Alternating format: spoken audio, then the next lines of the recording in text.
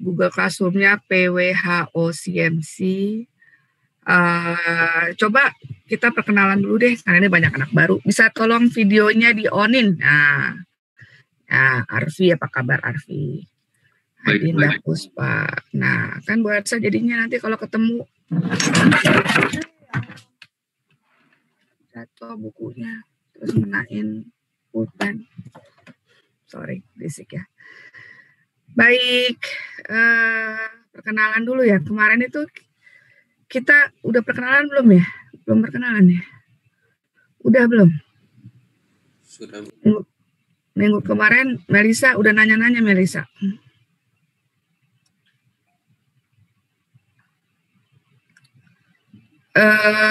Yang belum pernah di kelas Bu Elsa siapa nih? Yang belum pernah diajar Bu Elsa. Nah, ada? Atau kebalikannya, yang sudah pernah diajar Bu Elsa, yang sudah pernah di kelasnya Bu Elsa siapa? Melisa kayaknya udah pernah ya. Iya, Naufal udah pernah. Ini ada beberapa Naufal biasanya kalau yang di akuntansi keuangan 2 kemarin ada 2 Naufal. Bedanya juga di sana, Bu. Iya, oke. Kemudian siapa yang belum pernah berarti rata-rata belum pernah diajar Bu Elsa gitu? Nicholas Robin. Nah, Nicholas belum pernah diajar Bu Elsa, Nicholas? Ya, belum pernah, Bu. Belum pernah. Oke. Siapa lagi yang belum pernah? Ayo. Bima Basudewo. Kamu kayak nama pendekar, Bima. Belum, Bu. Belum pernah diajar Bu Elsa juga. Emiril Ahmad. Nah, ini namanya kayak nama Emir ini nih, Uni Arab Emirat ini. Belum, ya. Bu. Belum pernah. Oke. Berarti kenalan dulu belum ya. Belum juga. Kenalan dulu sama Bu Elsa ya.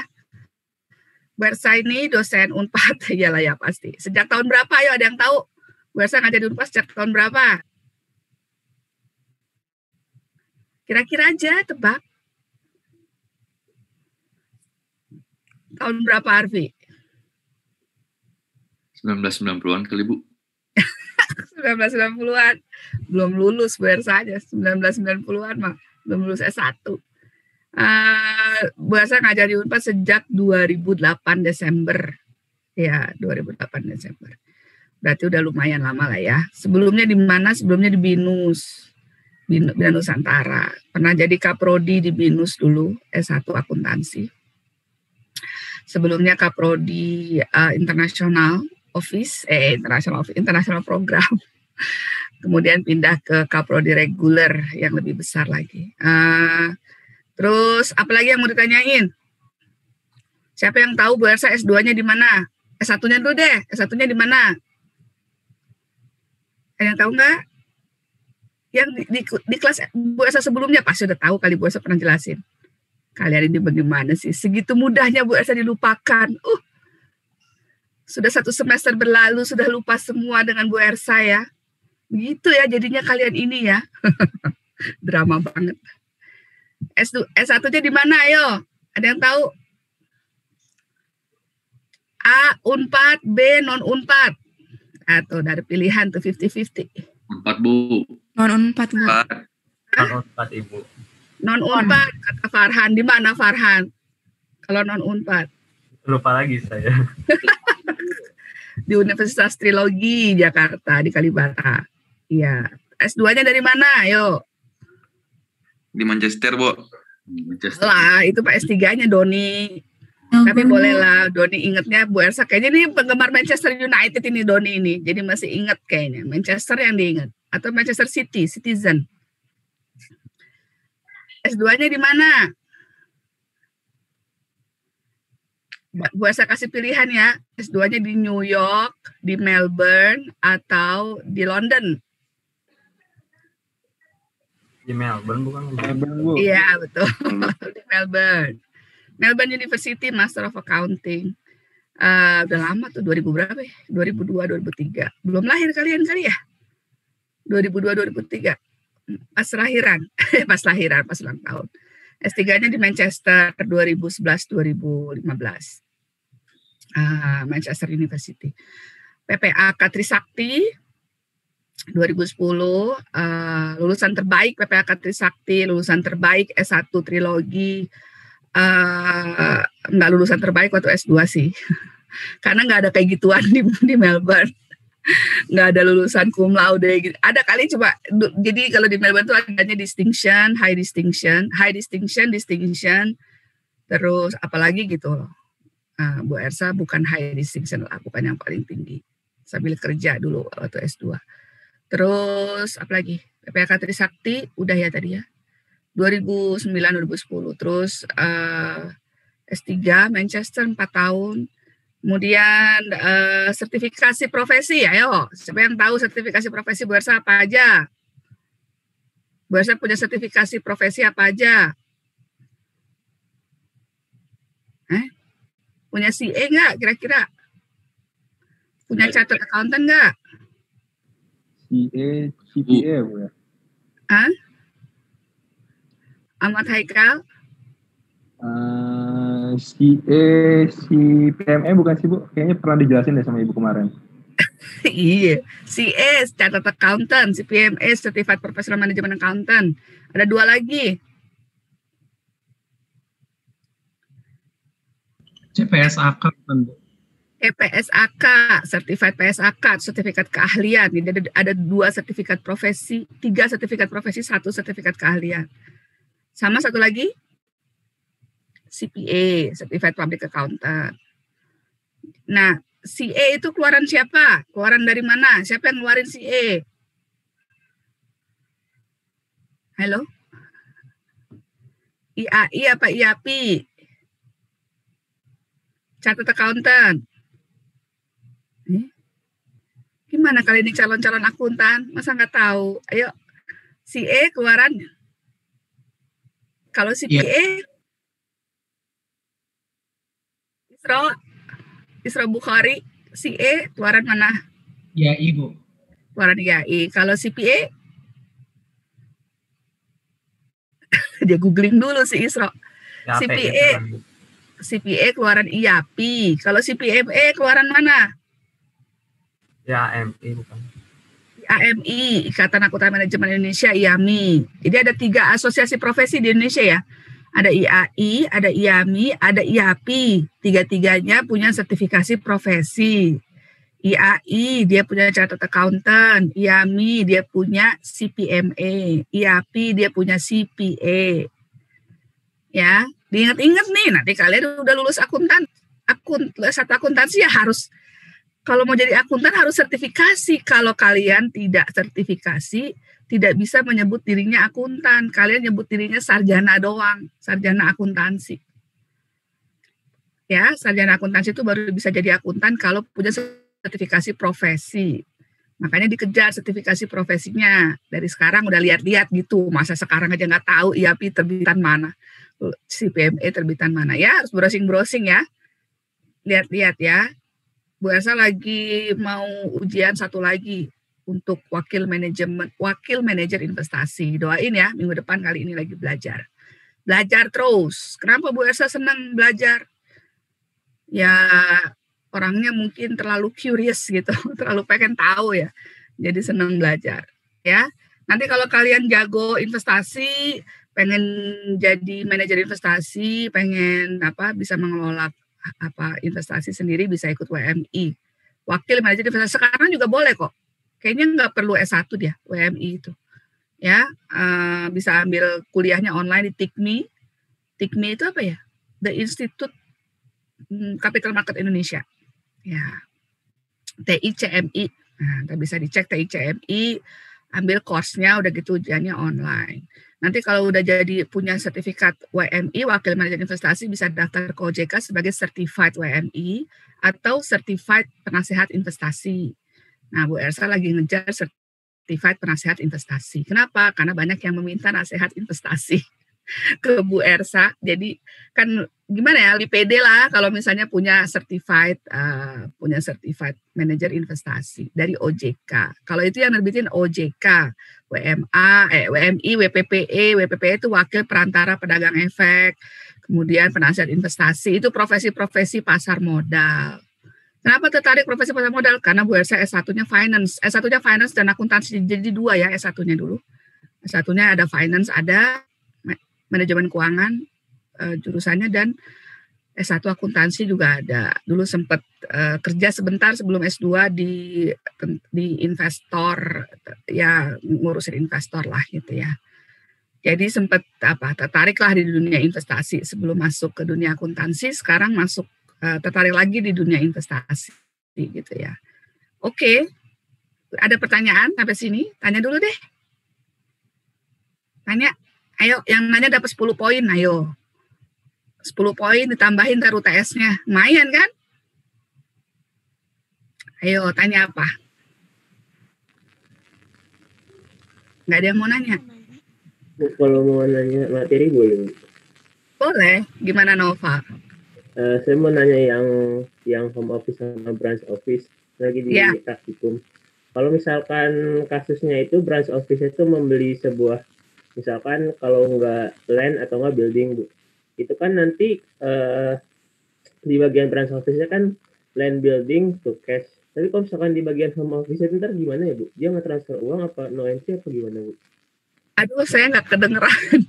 Tadi suara kamu mendem banget. Kalau dia beli tanah atau building, gitu ya? Iya, dia beli tanah atau dia beli building, Bu. Kalau misalkan di bagian branch office-nya pasti kan dia tanah, building to cash ya, Bu. Kalau misalkan di bagian home office itu nanti gimana, Bu? Iya. Nanti dia itu ketika bikin combine financial statement, ya, ketika bikin satu financial statement itu nanti ada dijumlahin aja, jadi kayak ada konsolidasian nanti. Nanti ada kertas kerjanya untuk menggabungkan antara aset-asetnya branch office dengan home office. Di PDF itu di bawah-bawah tuh ada ibaratnya kertas kerja konsolidasiannya gitu. Jadi home office branch office ini cikal bakal, bukan cikal bakal ya. Biasanya banyak perusahaan yang punya branch itu dulunya karena dia akuisisi gitu. Ya. Misalnya saya perusahaan baju, jualan baju distro gitu. Nah, terus saya mengakuisisi perusahaan baju juga di Semarang misalnya. Nah, seketika diakuisisi, yang di Semarang itu jadi cabang gitu kan. Gitu. Saya beli terus jadi cabang dia gitu. Nah, jadi sebelum dibeli itu yang di Semarang itu sudah punya akuntansi sendiri kan. Ya, sudah independen mereka kan sebelum dibeli tokonya. Jadi ya udah nggak apa-apa, lanjutin aja, independensi itu dilanjutkan. Nah, jadi nanti ketika bikin laporan keuangan yang bareng-bareng, nah itu baru nanti kayak ada semacam consolidation purpose, consolidation, kertas kerja konsolidasi. Cukup menjawab, Nova? Bu, saya mau nanya, Bu, kalau misalkan pas lagi beli misalnya beli building sama land gitu, Bu, kalau buat yang bagian home office-nya itu dia berarti no entry apa dia itu nggak transfer uang ya, Bu? Nah, itu tergantung gini. Jadi ada yang branch office, itu tergantung independensi branch office-nya. Ada branch office yang sangat independen, ya. Mereka mengelola keuangannya sendiri gitu. Ada juga branch office yang pokoknya cuma stok aja. Kalau masalah tanah sama bangunan itu harus seizin home office-nya, harus seizin pusat misalnya. Nah, itu tergantung perusahaan masing-masing gitu. Perjanjiannya seperti apa. Ada yang cabang itu sangat independen, ada. Dia bisa beli tanah sendiri, bisa beli apa, bisa juga gitu. Ada juga yang perusahaan nggak bisa, pokoknya kalau tanah dan bangunan yang beli harus kantor pusat. Jadi kantor cabang itu hanya ngurusin penjualan inventory aja gitu misalnya. Ya kalau misalnya harus kantor pusat, ya itu kantor pusat yang beli. Gitu kan. Itu berarti kantor pusat yang beli, kadang-kadang kantor pusat beli terus yang branch office-nya nyewa sama kantor pusat, jadi ada biaya sewa gitu ya, walaupun nanti biaya sewanya kemudian dihapus ya, maksudnya ketika bikin bikin rekening bareng-bareng kan, ketika bikin laporan keuangan bersama nggak ada transaksi lah antara branch office dengan home office gitu kan. Itu kayak dieliminasi lah. Kalau yang di sini di PDF ini fokusnya hanya inventory doang ya. Jadi branch office ini hanya punya wewenang gitu untuk jualan gitu, jualan stok gitu. Tapi pertanyaannya bagus kan, bisa aja kan branch office itu sangat independen. Bu Elsa punya klien itu rumah sakit, pusatnya di Cirebon, tapi dia punya 3 kantor cabang, 1 di Paliaman, 1 di lupa, ada 2 atau 3 gitu klinik gitu ya, di kota-kota lain dekat selain Cirebon. Nah itu dulunya si kantor pusat ini, si rumah sakit di Cirebon ini, dia ekspansi ke kota-kota lain itu dengan membeli klinik yang udah ada di kota itu gitu. Jadi misalnya dia datang ke Tegal, dia cari klinik klinik kesehatan apa yang kira-kira bagus gitu ya, dibeli sama dia gitu. Ketika dibeli kan si klinik kesehatannya dia udah punya akuntansi sendiri ya, udah punya perhitungan sendiri. Ya udah dilanjutin. Nah, tapi memang karena sudah dibeli, kalau yang rumah sakit ini dia patokannya SOP-nya tuh kalau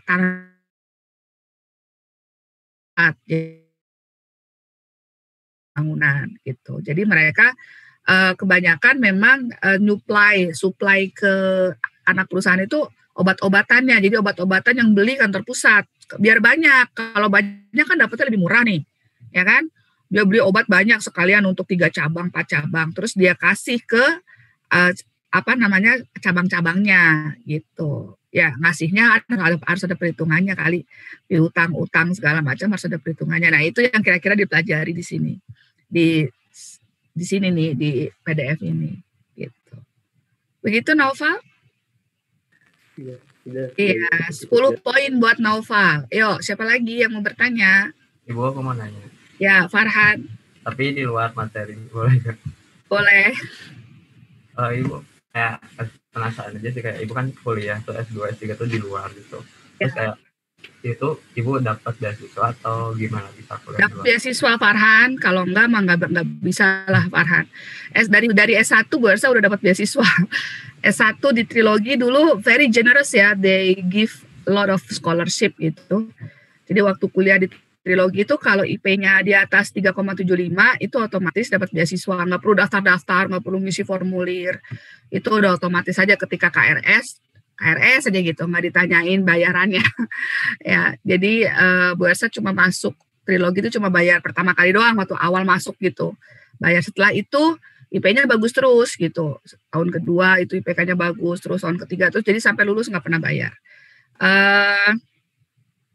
Terus S2 beasiswa dulu waktu habis S1 biasa ngelamar ke 3 beasiswa, 4 apa 5 beasiswa, pokoknya masukin aja semua gitu kan, kayak cebar undangan kawin gitu kan, masukin aja gitu kan ke scholarship. Dapat 3 beasiswa waktu itu, 1 ke Belanda Maastricht University, 1 ke Australia ya, Australian Award. Yang 1 lagi dapat beasiswa dari kampus karena Bu Elsa teaching assistant waktu itu ya, dikasih sama kampus kalau mau S2 di UI silakan dibiayain gitu, nanti pulang jadi dosen gitu kan. Ya milih yang, karena Bu Elsa orang finance dan economic, pilih yang returnnya paling tinggi gitu kan. Waktu itu yang ke Belanda dibayarin semua, tetapi living cost family-nya nggak dibayarin. Terus kalau yang asuransi kesehatan juga kayaknya nggak dibayarin yang Belanda. Jadi masih ada expense yang keluar. Ketika Australia itu semuanya dibayarin, sampai asuransi kesehatan, sampai visa, sampai tiket, sampai bahkan kursus bahasa Inggris di Jakarta dikasih uang saku. Pokoknya generous banget lah Australian Award itu. Ya udah akhirnya pilih yang Australia gitu. Terus S3 di Manchester beasiswa Dikti. Gitu. Beasiswa semua. Kalau gini prinsipnya, kalau Bu Elsa nih, kita udah kuliah capek ya. Kalau bisa jangan bayar, kan kita udah kuliah capek. Masa kita juga udah capek terus bayar gitu loh. Nah, gimana caranya kalau kita udah capek jangan bayar gitu. Jadi rada susah waktu cari beasiswa S3 Farhan, karena beasiswa S3 untuk akuntansi terutama itu limited banget. Jadi S3 tuh biasanya bukan akuntansi lah yang dikasih beasiswa gitu ya. Jadi Bu Elsa sebelum ke Dikti, kalau ke Dikti sih pasti dapat kan dosen Unpad, tapi sebelum ke Dikti pengen nyoba dulu beasiswa-beasiswa yang lain. Jadi beasiswa Australian Award pernah nyoba, beasiswa Fulbright ke Amerika pernah nyoba, beasiswa macam-macam lah, beasiswa langsung kampusnya pernah nyoba juga. Nah, nggak pernah dapet gitu. Nah, selama dari S2 ke S3 itu sekitar 7 tahunan ya. Selama 7 tahun itu Bu Elsa ngejar sertifikasi tuh, ikut ujian sertifikasi. Ya nggak dapat S3 nggak apa-apa deh, tapi dapat sertifikasi gitu kan. Jadi nggak sedih-sedih amat gitu ya. Nah, terus baru tahun 2010 ya ngelamar yang Dikti. Rekomendasi Pak, ya udahlah daripada ditunda-tunda terus S3-nya udah pakai beasiswa Dikti aja.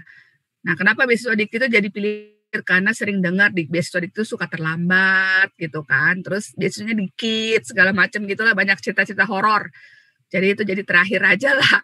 Tapi ya udah terakhir daripada nggak S3 gitu ya, udah nanti umur makin tua makin susah mikir segala macam.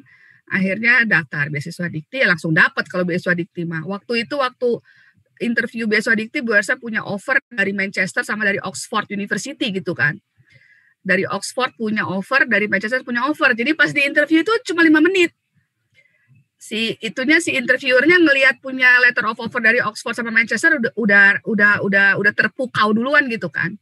Terus cuma gini doang, ya Anda tahu bahwa ini beasiswanya hanya untuk 1 orang, tidak sama family. Iya Bu, saya tahu. Oke, terus mau pilih mana, Oxford apa Manchester? Hah, saya bilang, harus sekarang Bu. Iya harus sekarang, ini mau saya masukin ke sistem katanya gitu. Waduh, padahal waktu itu masih menimbang-nimbang, masih masih berpikir-pikir gitu kan.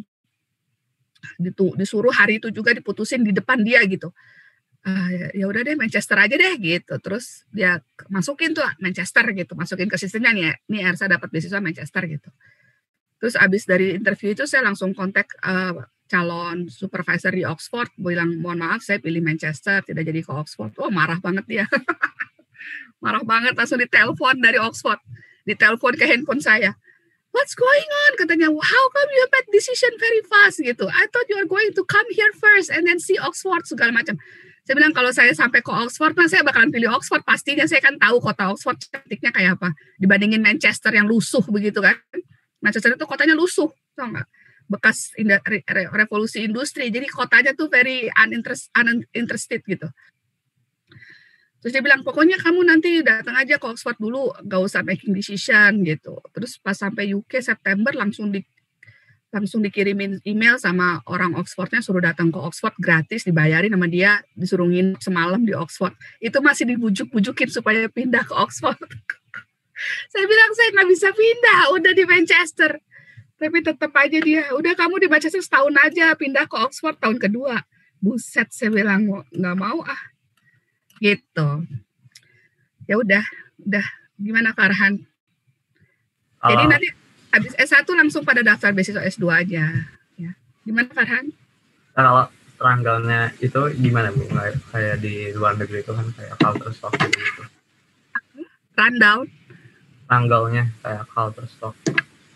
Culture shock. Oh, culture shock. Oh, culture shock sih ya pasti kerasa. Waktu saya S2 di Melbourne itu lagi abis 9/11 itu loh, kamu udah lahir belum ya? Yang WTC di New York itu runtuh tuh, jadi sentimen anti Muslimnya kerasa banget waktu di Melbourne itu Padahal saya udah pilih Melbourne. Melbourne itu kota dengan penduduk Muslim paling banyak di Australia. Dimana saya kalau kuliahnya di Queensland gitu ya, di Melbourne itu diludahin orang di jalan. Go back to your country gitu. Wah, ngeri lah gitu kan.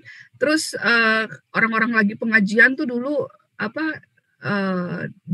digebek polisi gitu. Kalau lagi pengajian kita ngumpet-ngumpet. Sempat tegang lah gitu keadaannya ya. Tapi waktu itu sempat waktu saya kan datang Januari ya.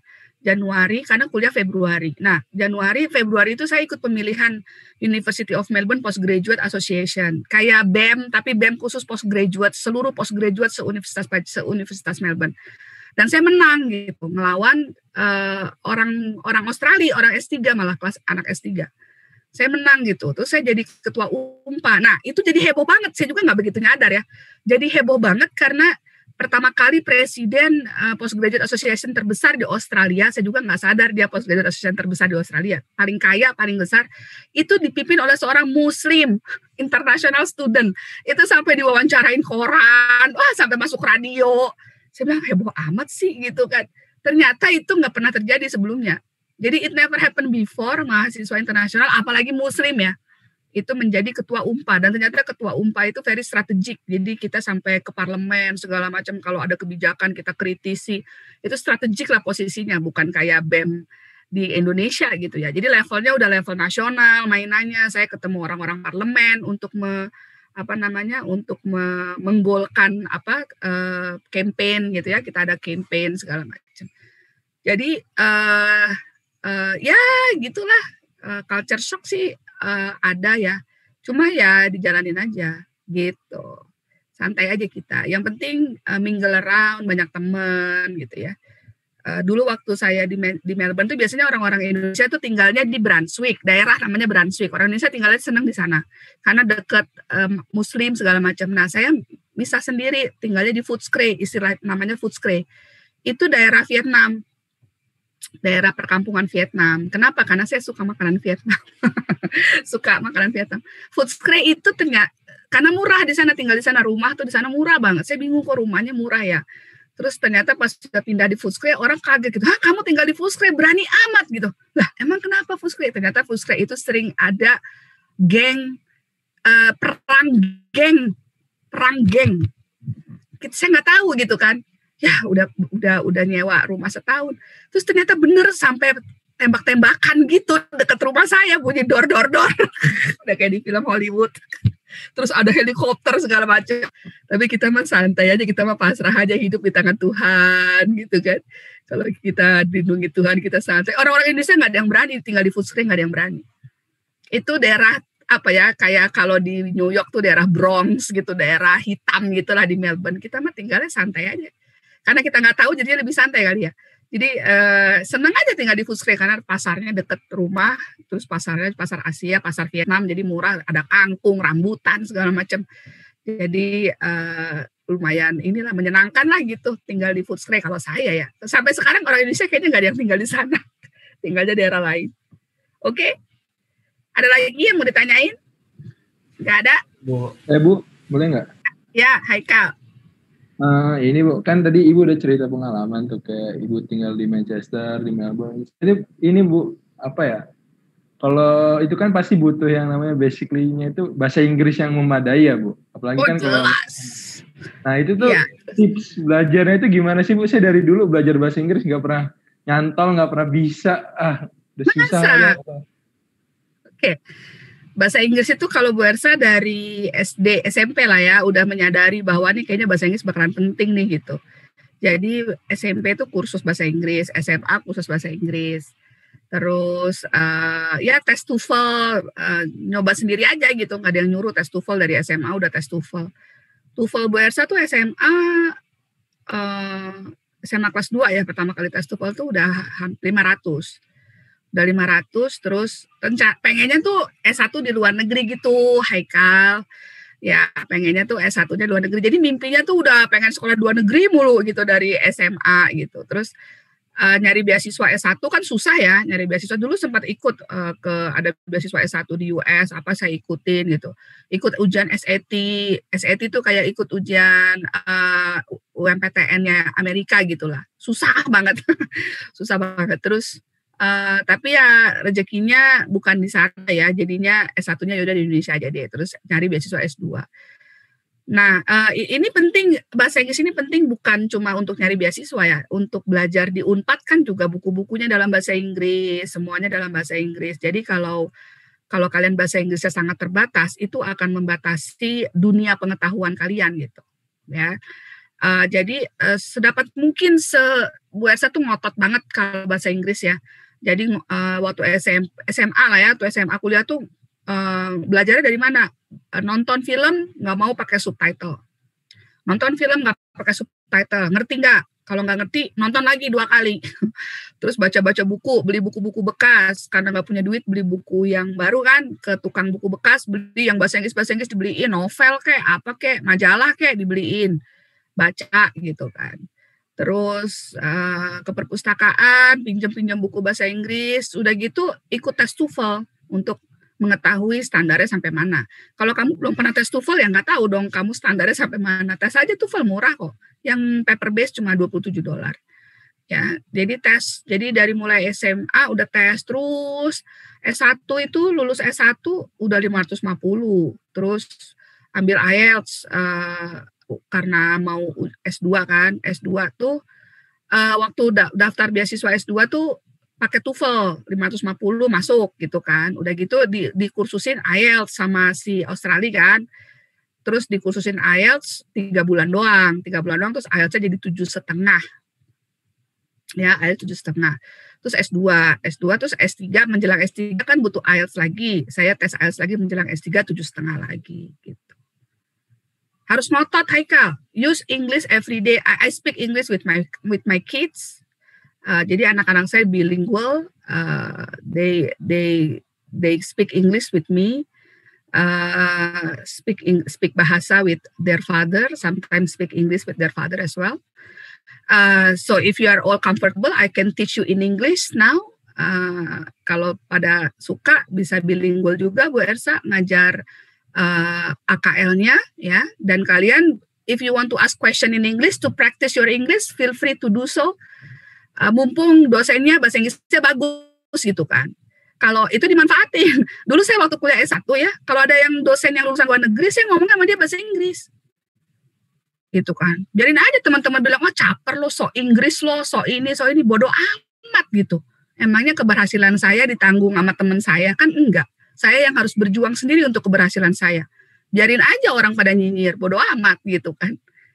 Jadi pernah nih dosen ngasih soal ujian pakai bahasa Inggris. Saya jawab pakai bahasa Inggris. Kalau soalnya pakai bahasa Inggris, saya jawab pakai bahasa Inggris, siapa takut gitu kan. Padahal itu kelasnya bukan kelas bahasa Inggris ya. Terus itu UTS, ingat banget. UAS-nya dia pakai bahasa Indonesia. Gurunya, dosennya. Mungkin nggak ngerti kali jawaban saya ya. Pokoknya kan waktu itu dosen di trilogi itu banyak yang, ada yang beberapa lulusan Amerika, lulusan apa. Pakai bahasa Inggris saja gitu. Ada dosen yang udah meninggal namanya, dosen favorit saya itu Panasihi namanya. Itu dia kalau ngajar pakai bahasa Inggris. Oh, I appreciate him so much. Saya duduk paling depan. Dia ngajar pakai bahasa Inggris. Saya nanya pakai bahasa Inggris di kelas. Karena zaman dulu apalagi ya, itu opportunity to practice English very rare. Gitu kan. Orang tuh masih nyinyir, ngerti nggak? Masih nyinyir. Kalau sekarang mah harusnya udah enggak lah. Kalian bahasa Inggrisnya kan pasti bagus-bagus, nonton YouTube tiap hari. Pasti bahasa Inggrisnya jauh lebih bagus daripada saya gitu. Jadi pakai bahasa Inggris tuh is no longer privilege gitu ya. Kalau zaman dulu tuh kayaknya yang pintar bahasa Inggris tuh masih jarang di kelas gitu. Jadi saya tuh kerjaannya diminta teman-teman untuk translate textbook gitu kan. Ini artinya apaan sih Sa? Jelasin Sa gitu. Karena bahasa Inggris mereka terbatas banget. Ya jadinya paling pintar sendiri di kelas. Orang textbooknya dulu di trilogi pakai bahasa Inggris semua. Textbooknya nggak ada yang bahasa Indonesia tahun 96 loh ya itu. Ya terus mereka yang nggak ngerti bahasa Inggris ngerti aja kagak. Gimana bisa dapat nilai bagus kalau baca textbooknya aja nggak paham gitu kan.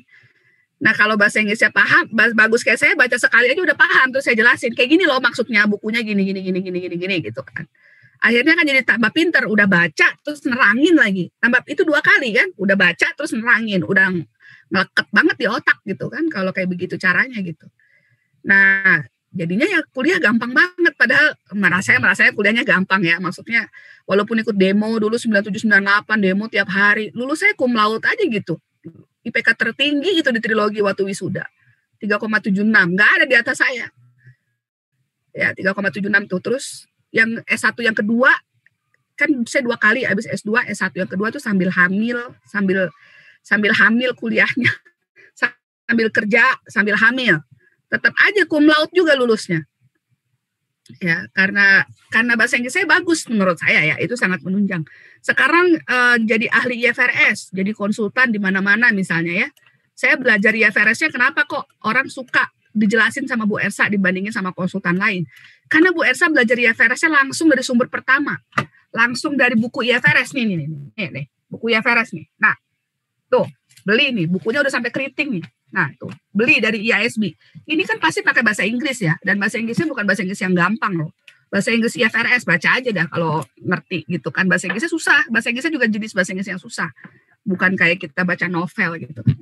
Nah, karena bahasa Inggris bahasa bagus, baca IFRS ngerti banget gitu kan. Dibandingin orang yang misalnya belajar IFRS dari PSAK, belajar IFRS-nya dari cuma dengerin seminar-seminar gitu kan. Beda dong sama yang kita belajar IFRS-nya langsung dari sumbernya. Saya dengerin IASB meeting, saya baca IASB papers, kalau IASB rapat saya baca papernya. Beda pasti kedalaman pengetahuannya gitu. Jadinya sekarang kalau banyak perusahaan-perusahaan besar tuh yang nggak mau kalau bukan Bu Ersa gitu. Pokoknya kalau ngajar IFRS maunya sama Bu Ersa. Hari Minggu juga nggak apa-apa. Ada loh yang bersedia diajarin hari Minggu, bayangin. Saking saya nggak ada waktunya. Saya bilang, pokoknya kalau jadwal ngajar saya di Unpad, saya nggak mau. Nggak mau bikin rapat sama klien gitu ya. Sedapat mungkin kelas di Unpad itu, sedapat mungkin tidak berubah gitu. Sekali jadwal sudah keluar, ya itu saya taati. Yang lain-lain ngikutin jadwal saya. Kalau nggak mau, ya silakan cari trainer lain aja, cari konsultan lain aja. Nggak apa-apa. Bukan rezeki berarti gitu kan. Rezeki mah udah ada yang ngatur. Santai aja, tenang aja kita. Oke? Siap? Semangat ya. Berarti Haikal udah pernah tes bahasa Inggris. TOEFL-nya berapa Haikal? Kecil banget, Bu. Udah pernah tapi? Udah pernah sekali. 450 ada? Enggak nyampe. Enggak nyampe 400 malah. Aduh, itu bahaya itu. Kamu iya, harus, makanya, Bu. Ya, kamu kursus TOEFL deh di Jatin. Kamu sekarang tinggal di mana? Di rumah, Bu, di Lampung. Oke, ada sekolah TOEFL. Itu terbitan. Foundernya Budi Waluyo tuh teman baik saya di Manchester dulu. Dia punya sekolah TOEFL. Itu online semua. Gratis, nggak bayar. Nah, tuh lu mau apa lagi dah tuh? Udah gratis, udah ini. Tinggal kemauan aja. Ini anak-anak tuh kebanyakan, mahasiswa tuh kebanyakan tuh sok sibuk ya. Udah sibuk banget, Bu. Udah nggak bisa ngapa-ngapain. Udah nggak bisa ini. Aduh, please deh. Dulu juga waktu saya kuliah S1 tuh saya kerja, kuliah gitu kan. Terus ketua English Debate Club, bendahara BEM. Tetap aja tuh bisa kursus malam-malam, kursus TOEFL, kursus IELTS malam-malam tuh jam 7 sampai jam 9. Pulang ke rumah tuh udah tepat banget dah. Jadi mumpung masih muda ya, nanti kalau kalian udah seumur Bu Ersa udah di atas 40 gini udah lebih capek fisiknya. Udah telat juga belajar bahasa Inggrisnya. Sekarang ini sekarang ini tuh dikejar. Lulus S1. Ini kalian beruntung di Unpad. Di beberapa kampus di Jakarta kalian nggak bisa lulus kalau TOEFL-nya nggak 500 minimal. Kalau nggak 500 nggak bisa lulus, nggak bisa dapat ijazah. Banyak di Jakarta kayak gitu. BINUS kayak gitu. BINUS tuh harus lulus TOEFL 500 sebelum lulus. Setahu saya. Trisakti kayak gitu-gitu. Trilogi berapa ya TOEFL-nya? Pokoknya harus tes TOEFL sebelum lulus. Di Unpad itu nggak diiniin aja, nggak ditegakkan aja tuh. Harusnya FEB saya bikin kayak gitu. Ntar kalau saya jadi dekan ya. Lulus harus 500. Kalau nggak 500, pulang kampung aja sana. Ya, nggak usah kasih ijazah. 500 itu ya ampun, anak SMA aja udah dapat 500. 500 sudah minimum banget. Kamu 500 tuh kamu belum bisa S2 ke luar negeri ya. S2 ke luar negeri itu TOEFL-nya 550 minimal. IELTS-nya 6 minimal. Kalau TOEFL kamu 500, IELTS itu cuma 5,5 itu, belum 6. Jadi itu juga masih under minimum. Kalau saya jadi dekan mah 550 dah. Lulus S1 bahasa Inggrisnya 550. Biar apa? Biar nanti kalau ngelamar beasiswa S2 atau mau S2 luar negeri tuh udah langsung tuh. Nggak perlu pusing lagi gitu ya. Gitu ya. Ini serius nih, Bu Ersa serius nih ngomongnya nih. Begitu banyak orang ya opportunity-nya tertutup dalam hidup karena bahasa Inggris gitu. Nyebelin nggak? Beasiswa, dosen Unpad deh, temen dosen Unpad. Susah banget nyari S3 di luar negeri. Karena apa? Karena bahasa Inggrisnya nggak nyampe. Gitu. Kayak Oxford itu mintanya berapa? Mintanya 7,5 IELTS-nya. Mencapai nilai 7,5 itu susah banget. Kalau sebagian orang, kalau Bu Ersa mah nggak begitu susah lah. Tapi maksudnya buat sebagian orang tuh mereka udah kursus bertahun-tahun gitu nggak nyampe-nyampe juga. Karena apa? Kursusnya udah tua. Udah umur 30-an baru kursus bahasa Inggris. Nah, dulu waktu muda kemana aja, Bu? Gitu kan. Kalian ini nih, umur-umur kalian ini nih, harus kursus bahasa Inggris, gitu ya. Harus diperbaiki bahasa Inggrisnya, ya. sayang loh. Nanti ketika kerja nih, ada teman Bu Elsa juga nih, dulu kakak kelas waktu kuliah di Trilogi. Dia masuk Bank Indonesia, pengen S2. Berkali-kali daftar beasiswa S2 di BI, agak lolos. Yang lolos temennya. Kenapa? Karena bahasa Inggrisnya nggak bagus. Akhirnya dia S2-nya di Jepang. Kayak S2 yang tidak di English speaking country, Jepang, S2 di Taiwan, S2 di Thailand gitu. Itu karena bahasa Inggrisnya kemungkinan di Hong Kong gitu ya. Itu karena bahasa Inggrisnya nggak nyampe untuk nembus top university di English speaking country gitu. Gitu loh, ngerti gak? Jadi kalau Bu Elsa sih maklum aja, misalnya ada dosen S3-nya di Hong Kong. Ngapain S3 akuntansi di Hong Kong? Kayak bagus aja akuntansinya di Hong Kong gitu kan. S3 akuntansi ya di UK lah yang bikin IFRS-nya. Gimana sih lu gitu kan ibaratnya nih. S3 S2 finance. S2 finance-nya misalnya di Taiwan. Lah ngapain? S2 finance di London dong. Dia itu Mekahnya finance itu di London gitu loh. Ini kalau mau ngambil S2 ya di London, kalau nggak di New York gitu. Gitu kan. Gitu. Jadi maksudnya gimana ya? Kenapa S2 Bu Elsa di Melbourne gitu ya? Udah nyoba juga di London, udah nyoba juga ke UK waktu S2 ngambil Chevening cuma nggak dapet Chevening Award waktu itu kan beasiswa. Kenapa di Melbourne? Ya karena kalau akuntansi Melbourne itu lebih strong daripada di Sydney, daripada di Perth gitu. Karena ketua Dewan Standarnya akuntansinya Australia itu adanya di Melbourne gitu. Kantor-kantor akuntan publik tuh adanya di Melbourne. Itu penting dong gitu. Ngambil S2 di Thailand misalnya akuntansi. Saya udah, di Thailand. Saya sih maklum aja, itu berarti bahasa Inggrisnya nggak nyampe tuh untuk bisa nembus Manchester, untuk bisa nembus Oxford gitu. Makanya mereka pilih yang kemudian second, yang non-English speaking country karena requirement-nya lebih mudah, requirement bahasa Inggrisnya.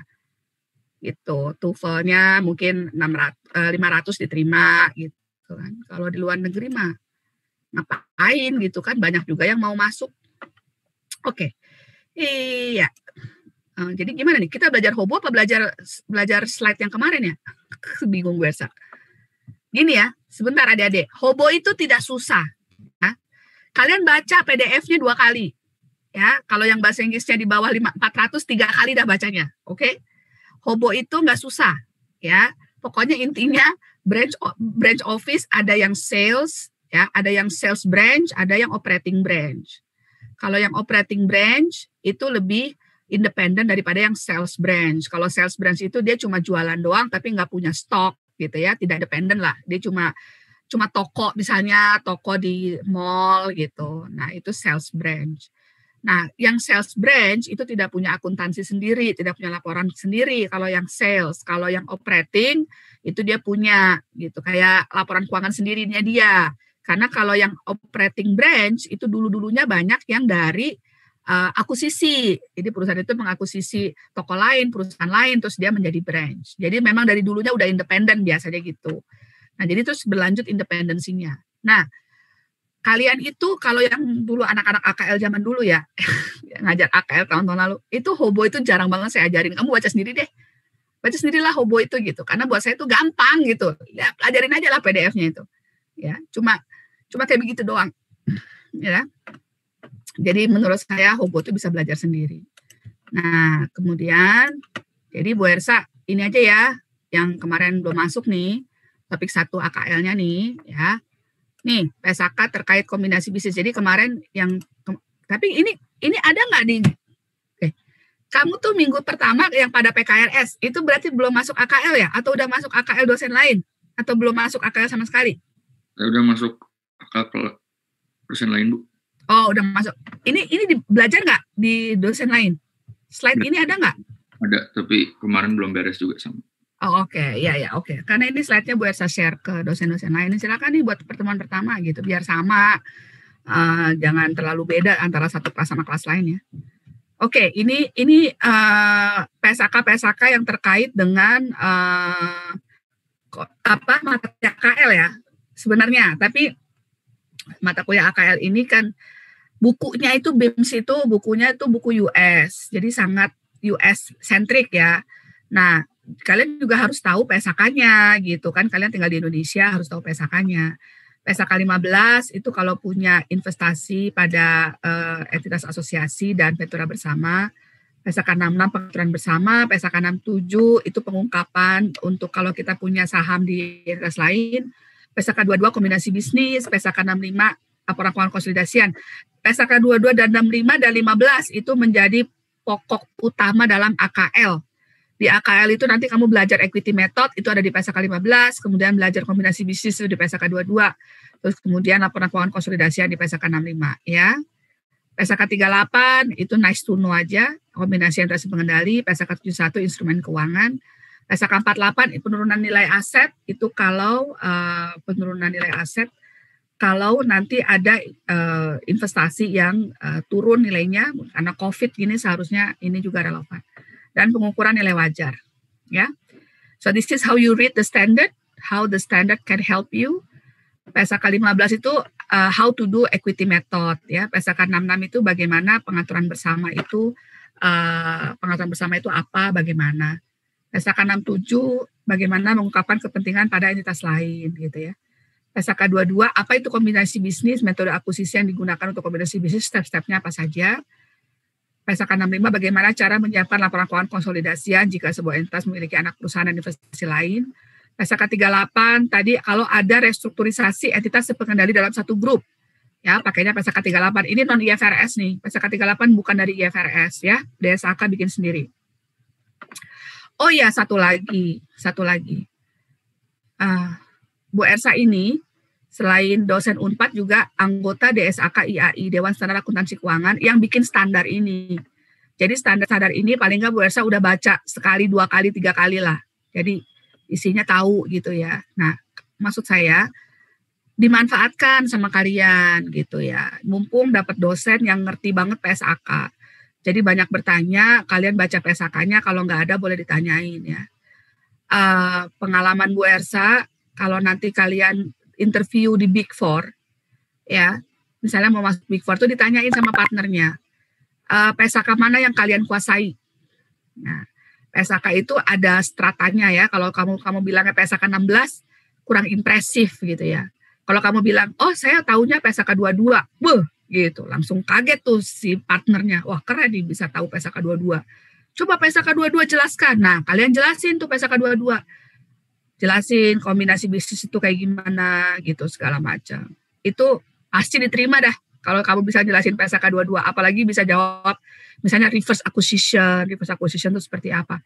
Itu diterima deh. Pengalaman saya gitu.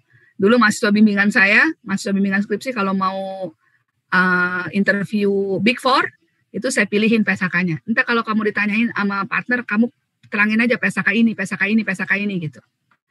Ya, jangan PSAK yang gampang-gampang gitu kan. PSAK yang susah aja sekalian. Impresinya kalau PSAK yang susah aja bisa, pasti yang PSAK gampang bisa. Harusnya gitu kan. Nah, oke. Ini adalah diagram untuk investasi ya. Kalau investor punya pengendalian, maka dikonsolidasi anak perusahaannya. Kalau nggak punya pengendalian, maka ditanyakan lagi apakah punya pengendalian bersama. Kalau punya pengendalian bersama, maka kita lihat klasifikasinya pakai PSAK 66 atau IFRS 11.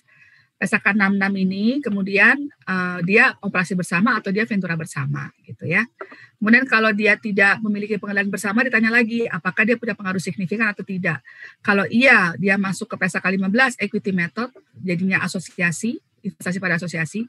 Kalau tidak, dia berarti masuknya ke instrumen keuangan PSAK 71, ya. Nah, kemudian pengungkapannya dengan IFRS 12 atau pengungkapan dengan PSAK lain yang relevan. Untuk pengaturan bersama ya, ada operasi bersama, ventura bersama. Operasi bersama itu contohnya minggu lalu Bu Ersa kasih contoh misalnya kayak praktek dokter bersama gitu ya. Mereka berkumpul dokter-dokter ini, dokter spesialis jantung atau dokter spesialis gigi bersama berkumpul dalam suatu klinik gigi, mereka sewa rukonya bareng-bareng gitu ya. Tapi revenue-nya sendiri-sendiri karena kan kita kan ke dokter A mungkin bayarnya 200.000, yang ke dokter B mungkin 100.000 karena baru misalnya gitu kan, beda-beda ya. Jadi revenue-nya sendiri-sendiri, nanti expense-nya ada pembagiannya misalnya. Nah, kalau operasi bersama dia tidak berbadan hukum dan tidak memiliki laporan keuangan sendiri ya. Kalau ventura bersama biasanya berbadan hukum, dan memiliki financial report sendiri kalau Ventura bersama. Venturer itu adalah pihak-pihak yang memberikan dana di Ventura gitu ya, di Ventura bersama. Terus apa lagi? Prinsip utamanya pihak dalam IFRS 11 ya, pihak dalam pengaturan bersama menentukan tipe macam pengaturan bersama di mana penentuan mencakup penilaian hak dan kewajiban dan akun-akun terhadap hak dan kewajiban tersebut sesuai dengan tipe atau macam pengaturan bersama yang telah ditentukan. Ya, jadi mana lagi? Ini tadi sudah, mungkin boleh skip aja. Nah, pengaturan bersama atau bukan gitu ya. Nah, apakah pengaturan kontraktual, jadi kontrak harus ada kontraknya ya. Contractual arrangement, apakah contractual arrangement memberikan semua pihak atau sekelompok pihak kontrol dari pengaturan secara kolektif? Kalau dia bukan, berarti di ruang lingkup SK 66. Kalau iya, apakah keputusan terkait aktivitas yang relevan membutuhkan persetujuan dari semua pihak yang secara kolektif mengendalikan pengaturan tersebut? Kalau iya, maka dia pengaturan bersama. Ya, gitu. Maka masuk PSK 66 maksud saya. Kalau enggak, mungkin dia punyanya pengaruh signifikan. Pengendalian bersama dan pengendalian bisa bergabung dalam suatu kontrak. Gimana cara membedakannya? A dan B memiliki kerjasama kontraktual untuk membeli sebuah gedung yang memiliki 12 lantai. Ini kurang KI, memiliki 12 lantai yang nantinya akan disewakan kepada pihak lain. A dan B masing-masing bertanggung jawab atas sewa 5 lantai gedung dan membuat semua keputusan terkait dengan lantai yang menjadi tanggung jawab mereka serta mendapatkan semua pendapatan dari lantai tersebut. Jadi si A 5 lantai, si B 5 lantai itu adalah dikendalikan masing-masing. Jadi si A boleh nyewain ke orang lain, B nyewain ke orang lain, biaya sewanya masing-masing terserah gitu ya. 2 lantai yang tersisa akan dikelola bersama. Semua keputusan terkait kedua lantai tersebut harus disetujui oleh A dan B dan keduanya akan membagi pendapatan yang diterima sama rata. Ini biasanya 2 lantai itu untuk lobi sama atasnya lobi, mezzanine floor. Ya, kalau kamu datang ke gedung ada lobi, ada mezzanine. Itu biasanya itu kan bersama-sama ya. Disewain ke bank, disewain ke kafe, disewain ke mana, restoran biasanya. Nah, itu dikelola bersama. Tapi yang setelah mezzanine floor lantai 3, 4, 5, 6 sampai lantai 12 itu masing-masing pembagiannya ya. Maka 5 lantai yang dikendalikan A itu di luar ruang lingkup PSK 66 karena dia punya pengendalian penuh ya. 5 lantai yang dikendalikan B juga. Nah, yang 2 lantai yang dikendalikan bersama itu dalam ruang lingkup PSK 66 gitu ya. Jadi kalau yang ini di luar ruang lingkup jadinya masuknya mana? Ya, ini masuknya properti investasi nih yang ini. Ya, karena kita nyewa kemudian kita sewain lagi. Atau masuk ke PSK sewa yang ini yang nggak ada yang beli ya tadi apa sih statusnya? Beli berarti dia punya aset tetap ya. Yang ini 5 lantai itu aset tetap, yang ini berarti operasi bersama gitu ya. Ya ini kalau operasi bersama berarti mengoperasikan aset bersama-sama. Jadi dia mencatat bagiannya dari aset itu, liabilitasnya dari aset itu dia catat di bukunya sendiri ya, di bukunya Venturer ya. Tapi kalau Ventura bersama, Venturanya itu bikin laporan keuangan, Venturernya itu mendapatkan sisa atau mendapatkan equity-nya gitu. Dividen lah gitu ya. Nah, jadi dia bikin perusahaan bareng-bareng. Jadi kalau Ventura bersama ini perusahaannya terpisah dari Venturernya gitu. Laporan keuangannya juga terpisah. Oke, itu PSK 66, sekarang ke PSK 22 ya.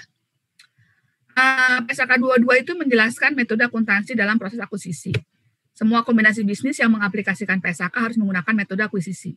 Ya, jadi tidak boleh metodenya itu cost method. Metode cost method atau merger yang gabung-gabung itu adanya di PSK 38 untuk restrukturisasi entitas pengendali. Kalau pakai PSK 22 harus pakai metode acquisition method. Saat ini IASB sedang melakukan penelitian terkait kombinasi bisnis entitas pengendali ya. Sangat penting untuk memahami definisi dari pengendalian yang terdapat dari PSK 22 dan PSK 65. Nah, definisi kombinasi bisnis ya adalah merupakan suatu transaksi atau peristiwa lain di mana pihak pengakuisisi memperoleh kendali atas satu lebih jenis entitas. Transaksi yang kadangkala mengacu pada penggabungan sesungguhnya through merger atau penggabungan setara merger of equals juga merupakan kombinasi bisnis sebagaimana istilah ini dipergunakan ya. Nah, bisnis adalah, ini ada perubahan definisi bisnis. Berlakunya definisi amandemen Definisi bisnis berlaku 2021. Ya, jadi per tahun ini ada amandemen untuk definisi bisnis. Sedikit berbeda dengan ini, ya. Jadi kalau sekarang suatu rangkaian terintegrasi dari aktivitas dan aset yang mampu diarahkan dan dikelola dengan tujuan memberikan hasil dalam bentuk dividen, biaya yang lebih rendah atau manfaat ekonomik lain, secara langsung untuk investor atau pemilik anggota pelaku lainnya. Nah, kalau yang definisi baru itu memberikan hasil dalam bentuk penjualan jasa, barang dan jasa. Ya, barang dan jasa. Terus biaya yang lebih rendah ada, manfaat ekonomi lain juga ada. Ya. Tanggal akuisisi, tanggal di mana pengakuisisi memperoleh pengendalian. Ini penting kenapa?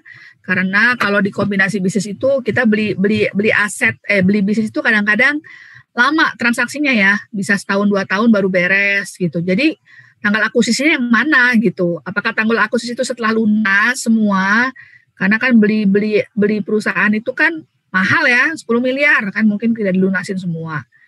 Atau tanggal kapan nih gitu. Nah itu tanggal akuisisi itu penting kenapa? Karena penghitungan fair value dari aset acquiry itu dilakukan per tanggal akuisisi.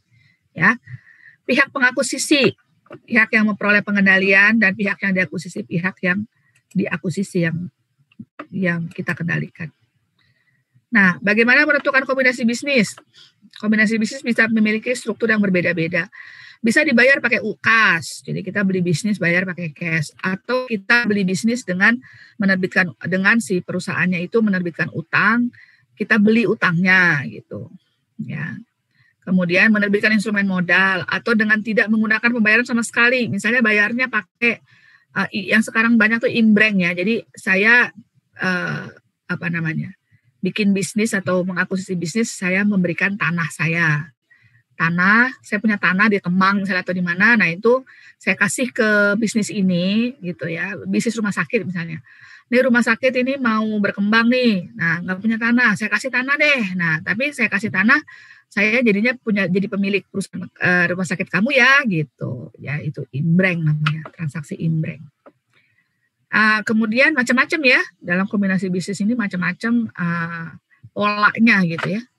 Kombinasi bisnis dapat memiliki struktur yang berbeda-beda. Kombinasi bisnis dapat disusun dengan berbagai cara untuk memenuhi tujuan hukum, perpajakan, dan lain-lain ya. Dan kemudian kombinasi bisnis harus melibatkan akuisisi bisnis yang umumnya memiliki 3 elemen, input, proses, dan output.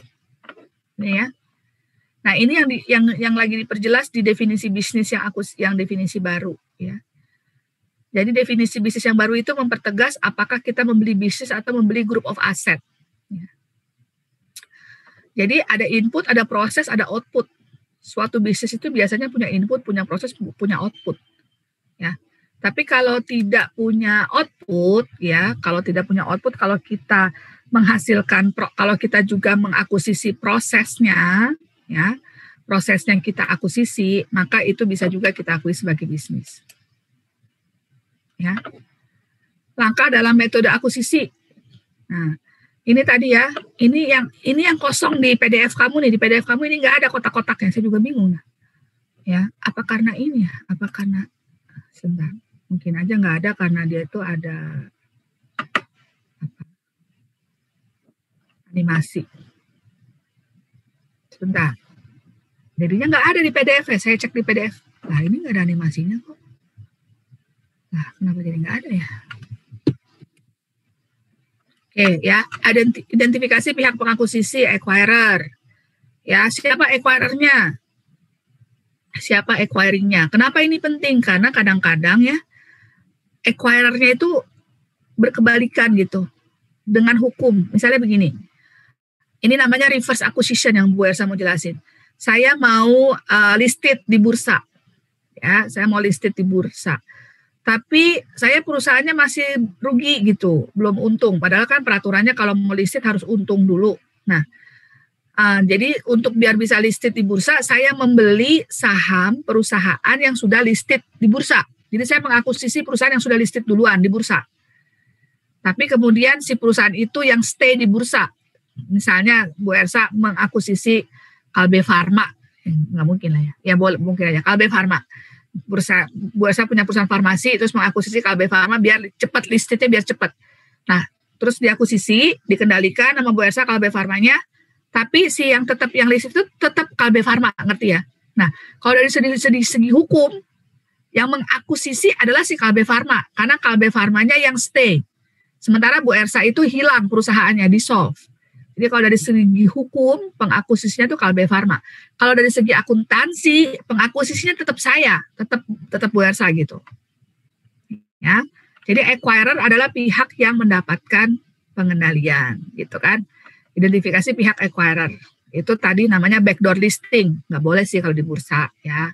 Backdoor listing itu nggak boleh. Tapi ada peraturannya lah di OJK, ya. Tapi masih ada aja orang yang melakukan, nggak ketahuan, pelan-pelan back ininya, akuisisinya.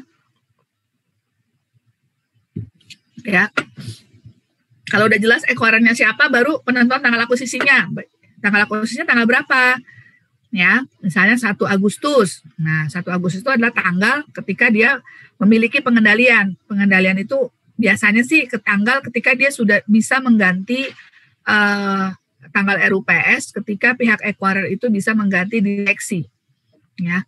Kemudian pengakuan dan pengukuran nilai aset teridentifikasi yang diperoleh, liabilitas yang diperoleh, dan NCI, non-controlling interest atau minority interest, non-controlling interest pada pihak yang diakuisisi. Kemudian pengakuan, jadi ini ya, pengakuan, jadi kalau akuisisi method ya, setelah tahu tanggal akuisisinya, kita menghitung fair value dari aset dan liabilitas si acquiring-nya ya pada tanggal akuisisi.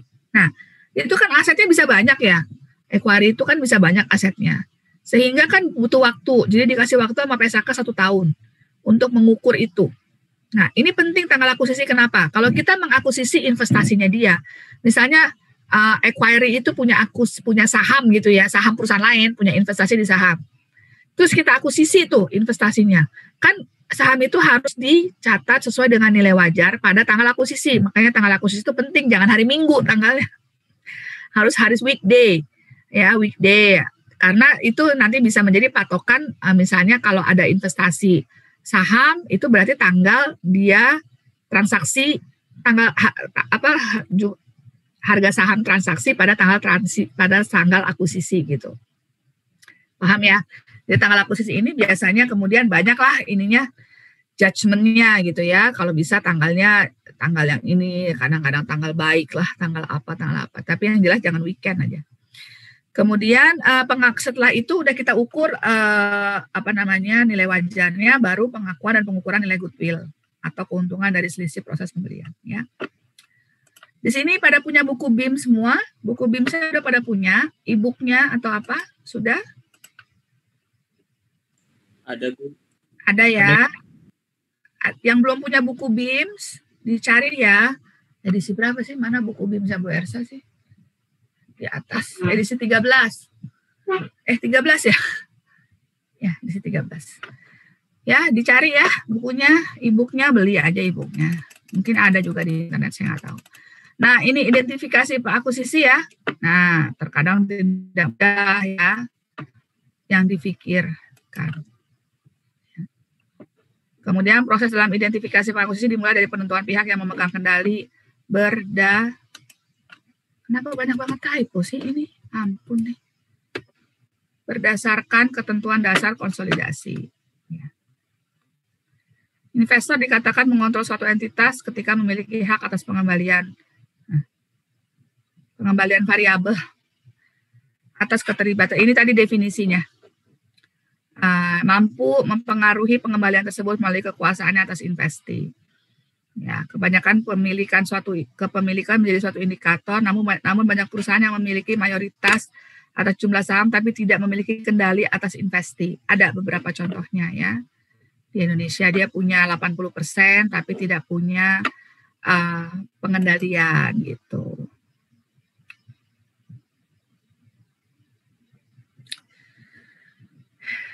Ya, contoh suatu perusahaan yang baru melakukan kombinasi atas kepemilikannya terdiri dari sebuah entitas investor dengan kepemilikan 40%, di mana 60% sisa kepemilikannya berada pada kelompok yang menyebar. Investor yang memiliki investor yang mempunyai kepemilikan 40% memiliki hak suara minoritas yang besar. Ya, jadi bisa jadi kemudian dia menjadi acquirer walaupun punyanya 40%. Dalam kasus ini atau reverse acquisition atau backdoor listing, Pengakuisisi berarti berdasarkan perspektif legal dan perspektif akuntansi dapat berbeda. Ya, sudah dijelasin. Tanggal akuisisi. Nah, tadi sudah dijelasin ya. Biasanya tanggal akuisisi itu tanggal penutupan. Ya, tetapi pengakuisisi dapat memperoleh kendali sebelum tanggal penutupan, closing date. Bisa jadi pengendaliannya itu didapatkan sebelum tanggal penutupan. Ya. Nah, kemudian kita ketika pengakuisisi harus mengakui secara terpisah goodwill, aset hak guna yang diperoleh, liabilitas dan setiap kepentingan dan pengendali pada pihak yang diakuisisi. Pengakuisisi harus mengukur aset hak guna yang diperoleh dan liabilitas pada tanggal akuisisi dengan menggunakan nilai wajar. Ya.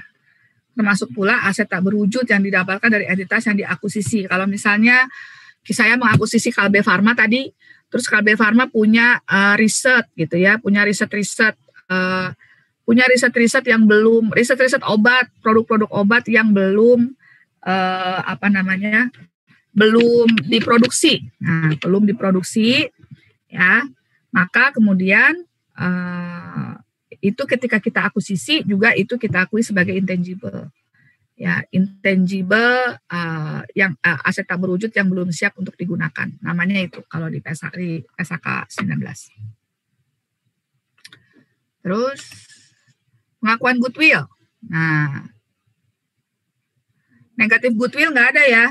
Jadi goodwill adalah aset yang merepresentasikan manfaat ekonomi yang didapat dari aset lainnya yang tidak dapat diakui secara mandiri dan terpisah. Jadi setelah kita udah identifikasi, kemudian kita masih bersedia bayar lebih mahal. Misalnya asetnya dia fair value-nya 500, liabilitasnya fair value-nya 100, berarti net asetnya 400. Tapi kita belinya 450 untuk perusahaan, berarti yang 50 itu goodwill. Gitu ya. Goodwill itu selisih antara nilai wajar aset dengan nilai wajar liabilitas ketika kita mengakuisisi. Jadi kalau kalian lihat laporan keuangan ada goodwill-nya, itu berarti perusahaan itu pernah mengakuisisi perusahaan lain dan dia membayar lebih, ya. Nah, setelah diakui, goodwill tidak diamortisasi, namun secara subjektif dilakukan impairment, ya, dilakukan impairment secara berkala, setahun sekali ya, setahun sekali, minimum impairment tes penurunan nilai. Bagaimana cara menghitung goodwill? Pengakuisisi harus mengakui goodwill sama seperti pada tanggal akuisisi, ukur sesuai dengan nilai kelebihannya. Adapun cara keseluruhannya, pertimbangkan proses transfer, umumnya membutuhkan tanggal akuisisi. Nilai wajar harus kepentingan pengendali pada pihak yang diakuisisi, ya. Kemudian kombinasi bisnis dapat dicapai secara bertahap. Nilai wajar ditentukan pada tanggal akuisisi dari kepentingan ekuitas yang sebelumnya dimiliki, serta pihak pengakuisisi atas pihak yang diakuisisi. Nah, nilai bersih aset yang didapatkan dan liabilitas pada tanggal akuisisi, kemudian itu yang menjadikan goodwill, ya. Beberapa isu dalam praktek bisnis di Indonesia. Indonesia memiliki bentuk pengaturan bersama dari nilai dasar Indonesia gotong royong, ya. Beberapa pengaturan bersama di Indonesia mungkin lebih sulit untuk dianalisis, misalnya bagi hasil. Saya punya sawah, bagi hasil sama petani. Kemudian petaninya ngasih bayarannya berdasarkan hasil sawahnya. Nah, itu juga pengaturan bersama kan ya. Tapi susah gitu, itu bagi sistem bagi hasil, ya. Pengukuran nilai wajar pada kombinasi bisnis dapat lebih menantang. Jumlah certified business valuer pada suatu bisnis di Indonesia tidak memadai untuk yang memverifikasi nilai wajar dari akuisisinya, ya. Oke. Itu adalah kombinasi bisnis. Ada pertanyaan untuk kombinasi bisnis sampai sini? Ada? Ibu, aku mau nanya. Silakan. Pak Isra dulu aja deh. Aku sebenarnya penasaran sih kenapa si pengertian akuisisi itu beda gitu Bu di akuntansi sama hukum.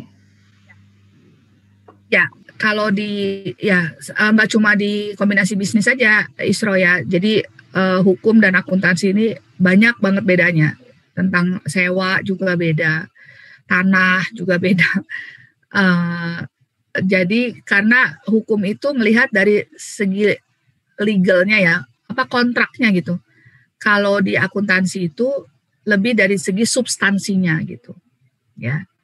Misalnya nih, contoh aja deh yang gampang ya. Saya jual mobil ke Isro gitu ya. Saya jual mobil nih. Nah, terus ada kontraknya nih, kontrak jual beli gitu ya, ada kwitansinya segala macam. Kalau dari segi hukum itu udah pasti transaksi jual beli. Tapi kalau dari akuntansi kita tanya lagi, itu beneran jual beli apa enggak? Siapa tahu ada janji untuk membeli kembali. Jadi misalnya saya jual ke Isro mobil, terus saya bilang, ini saya jual ya mobil saya, nanti sebulan lagi saya janji saya akan beli lagi mobilnya. Jadi saya jual 100 juta, nanti sebulan lagi saya beli lagi mobilnya harganya 120 juta. Nah, ya, kalau di akuntansi itu bukan transaksi penjualan. Itu adalah transaksi saya minjem duit ke Isro dengan jaminan mobil, ngerti nggak? Ya, padahal itu legalnya itu penjualan, ada kwitansi segala macam. Tapi karena ada buyback gitu kan, itu kalau di akuntansi itu kalau di PSAK 72 yang revenue, itu kita nggak, ketika saya jual mobil saya dapat 100 juta, itu saya nggak bisa akuin revenue. Nggak bisa akuin pendapatan. Karena saya ada janji mau beli lagi. Tapi kalau dari segi penat hukum, ya itu udah pendapatan. Kan udah ada kontraknya, udah ada kwitansinya gitu. Ngerti nggak, Isro? Nah, ini sama dengan akuisisi ini gitu. Dari sudut pandang hukum, bisa aja transaksinya merger. Merger tuh maksudnya kita gabung-gabung bareng-bareng semua. Kayak Bank Mandiri ini. Bank Mandiri itu merger dari 6 bank. Kalian ini mungkin belum lahir waktu Mandiri itu merger. Bu Ersa tuh lahir zaman sebelum Mandiri belum ada. Ya, dulu Mandiri itu adalah merger dari 6 bank. Nah, jadi kalau dari sudut pandang hukum yang dilakukan oleh Bank Mandiri itu bukan akuisisi, tetapi merger. Jadi merger jadi bikin satu entitas baru. Jadi yang namanya akuisisi dari sudut pandang hukum itu betul-betul nyaplok gitu. Misalnya yang kalau Gojek nyaplok Mitrans gitu ya. Gojek kan kemarin mengakuisisi Mitrans. Mitrans itu payment gateway. Diakuisisi. Nah, itu akuisisi itu gitu, dicaplok gitu. Walaupun mitranya mungkin aja masih berdiri sebagai anak perusahaan, tapi pengendaliannya. Tapi kalau dari sudut hukum, kalau melebur semua, hilang semua jadi entitas baru kayak Bank Mandiri, itu bukan akuisisi, itu merger gitu. Nah, kalau dari sudut pandang akuntansi, semuanya tadi itu akuisisi gitu. Akuntansinya sama ya. Mau yang model Bank Mandiri kek, mau modelnya Gojek kek, ini sama. Sama. Kalau tadi merger, salah satu harus menjadi acquirer dulu. Gitu. Yang seakan-akan mengakuisisi gitu. Ya. Kayak gitu, paham ya? Paham Ibu, terima kasih. Farhan tadi mau nanya apa? Oh, Ibu, aku mau nanya. Kedengeran nggak Bu? Kedengeran. Ya kan tadi tuh pakai acquisition meta ya, aku buka business bisnis, terus nanti tuh di asset si query itu dia dinilai pakai fair value. Nah itu kenapa pakai fair value Bu? Kenapa nggak book value-nya si query? Terus juga ya. Kenapa kok pakai fair value? Kenapa nggak book value? Karena kalau kita pakai book value nanti sekarang kamu jualan nih ya. Saya tanya aja deh sama kamu, kan kita jualan. Dulu kamu punya tanah ya, tanahnya itu kamu beli 30 tahun yang lalu deh, masih murah ya gitu kan. 30 tahun yang lalu tanah di Lembang paling cuma berapa, 100 meter paling cuma semeternya paling cuma 30.000 gitu kan di Lembang. Sekarang tanah di Lembang semeternya 1 juta. Sekarang kalau 30 tahun lagi kamu mau jual itu tanah, kamu mau dibeli semeternya 30.000 Farhan? Mau nggak? Nggak mau gitu. Nah, sama juga sama saya jual perusahaan. Saya punya perusahaan itu ada tanah, ada gedung, ada segala macam. Dulu saya belinya masih murah, tanah, gedung, segala macam kan. Ketika saya jual, saya nggak mau lah harganya harga buku. Saya pasti maunya harga nilai wajar, harga tanah sekarang, harga gedung sekarang gitu. Supaya kenapa pakai nilai wajar? Supaya yang jual juga harganya berapa saya jual, yang beli juga jangan kemahalan gitu kan. Yang jual juga jangan terlalu murah gitu. Kalau pakai nilai buku enakan yang beli dong. Yang beli dapatnya murah gitu kan.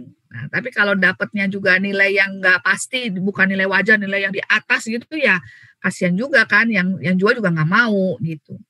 Nah, pertanyaannya kenapa kok udah pakai nilai wajar, tapi orang itu kadang-kadang masih mau bayar lebih. Makanya ada goodwill gitu kan. Nih, jadi misalnya nih, saya jual tanah di Lembang. Nilai wajarnya itu 1 juta. Tapi saya bersedia bayar 1,2.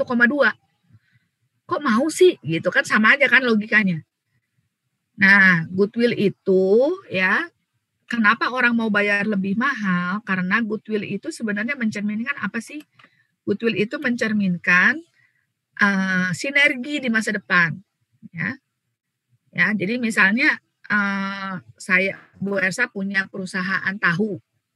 Nah, saya mengakuisisi perusahaan kecap Cirebon misalnya. Cirebon kan kecapnya enak-enak katanya. Saya perusahaan tahunya di Bandung. Nah, perusahaan kecapnya di Cirebon.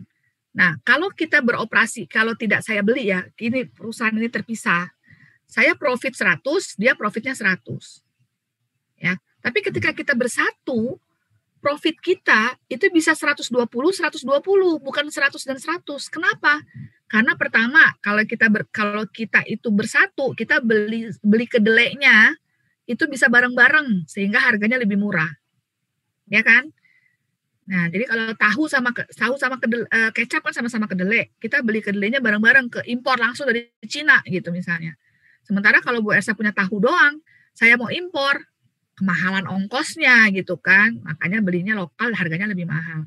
Kalau skalanya lebih besar, kita bisa dapat lebih murah harganya per kilonya gitu, kedelai gitu. Yang kedua, saya bisa jualan tahu di Cirebon ya. Jadi yang di sana misalnya bisa jualan kecap bonus tahu, yang di Bandung jualan tahu bonus kecap dengan harga yang murah gitu.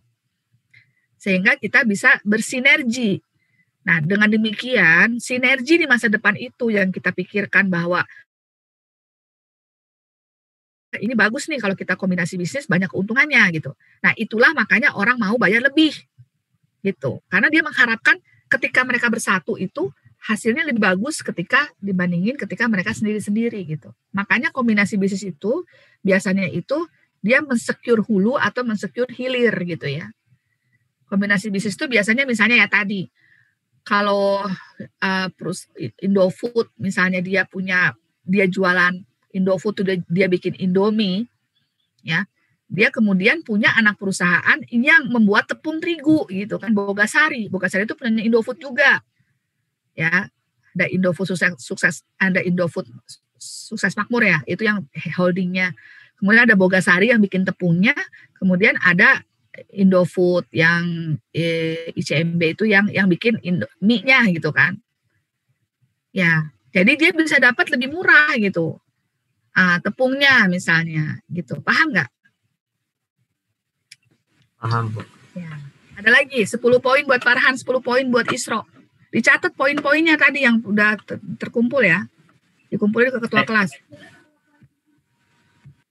Tanya siapa yang mau bertanya lagi? Ya, Ibu, aku mau nanya lagi. Ya, gimana? Kalau misalkan tadi kan intangible asset itu kan dia masuk nanti bisa diakui juga sama si acquirer-nya. Kalau misalkan si acquirer-nya dia punya goodwill juga, itu masih diakui juga goodwill-nya. Iya, harus dites lah, ketika kita akuisisi di sana ada goodwill, ya. Kita tes dulu ini goodwill-nya masih ada apa enggak. Nah, itu kan susah ya, karena goodwill itu kan intangible asset yang paling intangible gitu. Beda sama brand. Kalau brand, paten itu kan bisa dibayangin ya, brandnya apa, patennya apa. Kalau goodwill itu susah gitu. Sehingga ketika saya mengakuisisi perusahaan di sana ada goodwill, saya ngecek dulu. Goodwill-nya ini dulu dari mana ya? Oh, dulu goodwill ini munculnya dari akuisisi si A. Akuisisi si A itu sinerginya diharapkan bagaimana? Ada nggak sinerginya gitu sebenarnya. Sehingga dulu kok goodwill-nya tuh ada gitu. Nah, kalau seandainya nggak ada lagi itu sinerginya misalnya, ya nggak usah, kita impair aja. Kita impair tuh kita hilangin aja, kita jangan mau dimasukin dalam net asset gitu ya. Jadi ketika kita beli, misalnya saya mau beli perusahaan, misalnya ada goodwill-nya banyak misalnya ya, karena perusahaan itu sering mengakuisisi. Terus ketika saya beli, saya cek, wah ternyata ini sinerginya nggak ada nih gitu, ya. Sinerginya tuh nggak berjalan gitu misalnya. Ya udah, ketika beli saya nggak mau, nego aja. Saya nggak mau goodwill-nya hapus gitu misalnya, gitu ya. Oke, boleh saya lanjutkan dulu untuk teknik dan prosedur konsolidasi ya. Oke.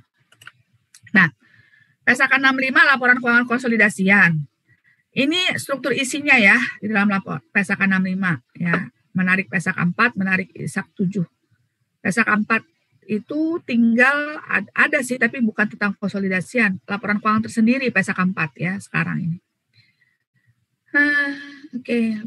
Nanti dibaca ya PSAK 65-nya, cari aja exposure draft-nya ada kok di internet ya. Ada tujuan lingkup, pengendalian, persyaratan akuntansi, penentuan apakah entitas adalah entitas investasi, kemudian entitas investasi itu apa, kenapa entitas investasi ini perlu, karena entitas investasi tidak perlu bikin konsolidasian kalau di PSAK 65. Ya. Kemudian ada lampiran A, lampiran B, lampiran C. Teknik dan prosedur konsolidasi itu, konsolidasi ini termasuk juga yang HOBO ya. HOBO itu sebenarnya konsolidasi juga sih, cuma dia masih satu entitas gitu kan. Kalau yang kombinasi bisnis kan betul-betul entitasnya terpisah, tapi mirip banget HOBO itu. Nanti kalau kamu udah belajar HOBO yang lain-lain lebih gampang ya. Nah, teknik prosedur konsolidasi menggabungkan laporan keuangan entitas induk dan entitas anak, menjumlahkan pos-pos sejenis dari aset, kewajiban, ekuitas, penghasilan, dan beban. Jadi, pertama, kita investasi entitas induk pada anak dengan porsi entitas atau ekuitas anak dieliminasi, ya, terus goodwill muncul.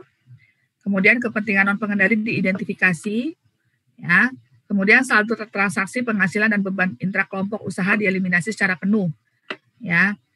Terutama yang belum terrealisasi, belum dijual ke pihak luar, ya. Tenang aja, nanti ini akan diulang-ulang kok di bab-bab berikutnya. Di bab-bab selanjutnya nanti ada konsolidasi lebih terang lagi ya. Sebenarnya gini, konsolidasi itu akuntansinya prinsipnya itu mudah ya adik-adik. Cuma gini doang nih, cuma 3 doang ini. Ya kan? Prinsipnya mudah, tapi nanti prakteknya lebih sulit ya. Jadi konsolidasi itu kenapa kita perlu laporan keuangan konsolidasi, supaya kalian melihat begini ya. Misal rumah itu, kalau konsolidasi itu seperti kita tuh melihat rumah gede gitu ya. Di dalam rumah itu ada induk perusahaan, mungkin ruang tamunya tuh induk perusahaan. Kemudian ada kamar-kamar tuh anak perusahaan. Tapi kalau konsolidasi itu kita ingin melihat keadaan keseluruhannya gitu. Jadi yang di dalam rumah itu dia mau berantem kek, dia mau musuhan kek, dia mau ada utang piutang di dalam rumah itu, kita nggak perlu tahu lah gitu, ngerti nggak? Sebagai orang luar yang melihat laporan konsolidasi itu, kita nggak perlu tahu lah ada transaksi di dalam rumah itu. Yang penting kita lihat dari luar rumahnya seperti apa. Itu laporan keuangan konsolidasi. Jadi makanya di sini perlu dieliminasi secara penuh. Kenapa? Karena orang luar itu orang luar nggak bisa lihat tuh transaksi di dalamnya itu, di dalam rumah itu. Jadi makanya kemudian dieliminasi. Kecuali kalau dari rumah itu sudah dijual keluar, misalnya dari anak perusahaan sudah dijual ke orang pihak ketiga. Berarti kan ada barang keluar dari rumah tuh ya, ada mobil nih keluar dari rumah, nah itu kelihatan tuh. Nah, itu kelihatan sama orang luar. Berarti kemudian itu jangan dieliminasi kalau yang itu diakui gitu ya. Paham sampai sini? Jadi ketika bikin laporan konsolidasi, semua induk dan anak itu semuanya dalam satu entitas. Kita melihatnya satu entitas, ya. Nah, oleh sebab itu, laporan keuangan konsolidasian itu dibuat dalam kertas kerja konsolidasian yang itu berbeda ya dengan bukunya induk dengan bukunya anak gitu. Jadi induk dan anak ini kan dua entitas yang berbeda nih, dia punya SPT masing-masing, dia bayar pajak berbeda, dia PT-nya berbeda. Oke. Dia punya laporan keuangan sendiri-sendiri. Ya, laporan keuangan induk sama laporan keuangan anak. Ketika bikin konsolidasian, nah itu ada kita membuat lagi suatu entitas holding ya, entitas bohong-bohongan nih, entitas yang virtual gitu ya. Entitas ini yang menggabungkan dua ini gitu. Jadi kertas kerja konsolidasi itu adanya di holding. Yang kebanyakan holding itu adalah parent induk gitu. Tetapi berbeda dengan laporan keuangan induknya sendiri sebagai dia sendiri gitu ya. Itu beda lagi kertas kerjanya gitu ya. Itu yang harus dipahami nih. Paham nggak? Oke.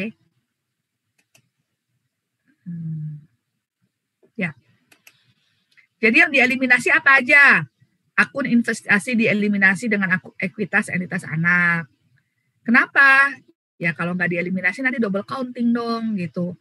Ya, karena kan kalau konsolidasi kan kita gabungin nih aset, liabilitasnya digabungin gitu. Sementara ekuitas itu kan aset dikurangi liability kan. Nanti asetnya udah digabungin gitu ya. Equity-nya digabungin, terus ada lagi akun investasi di dalam konsolidasian. Ya, itu mah jadinya double accounting gitu ya. Jika kepemilikan pada entitas anak tidak 100%, maka akan muncul kepentingan non pengendali, non controlling interest. Perbedaan nilai wajar dan nilai buku harus diperhitungkan dalam konsolidasi, nilai wajar di konsolidasi. Goodwill muncul jika nilai perolehan tidak sama dengan nilai wajar. Akun utang piutang muncul antara anak dan induk harus dihapus. Transaksi yang boleh diakui adalah transaksi kepada pihak ketiga, transaksi anak dan induk harus dieliminasi. Ya. Kenapa? Sekali lagi bayangin rumah gitu. Dalam rumah itu mungkin aja ada pinjam meminjam apa ya udah kita nggak perlu tahu gitu kan. Nah, persediaan juga penjualan dan harga pokok penjualan. Jika barang belum terjual maka laba yang belum direalisasi harus dikurangkan dari nilai inventory dan mempengaruhi laba yang telah diakui. Kalau ada persediaan penjualan antar induk sama anak, antara anak sama anak, antara anak sama induk, ya itu harus dieliminasi juga. Aset tetap. Pada tahun terjadinya transaksi tidak boleh diakui keuntungan kerugian dari transaksi tersebut. Laba yang ada dalam aset tersebut harus dieliminasi, nilai penyusutan akan disesuaikan. Jadi misalnya induk jual tanah ke anak. Ya, ketika jual bisa aja kan induk induk itu bisa aja membukukan laba, ya kan? Terus anak membeli tanah di harga wajar gitu kan. Nah, atau gedung atau tanah. Nah, itu kan transaksi masih dalam satu rumah ya. Ketika bikin laporan keuangan konsolidasi, tanah itu dibalikin lagi ke yang zaman dulu gitu. Jadi dibalikin lagi ke cost-nya yang zaman dulu. Seakan-akan transaksi penjualan ke anak itu nggak ada gitu. Ya. Kemudian obligasi. Obligasi hanya boleh diakui sebesar obligasi pada pihak eksternal. Pendapatan beban harus dieliminasi. Laba yang belum direalisasi.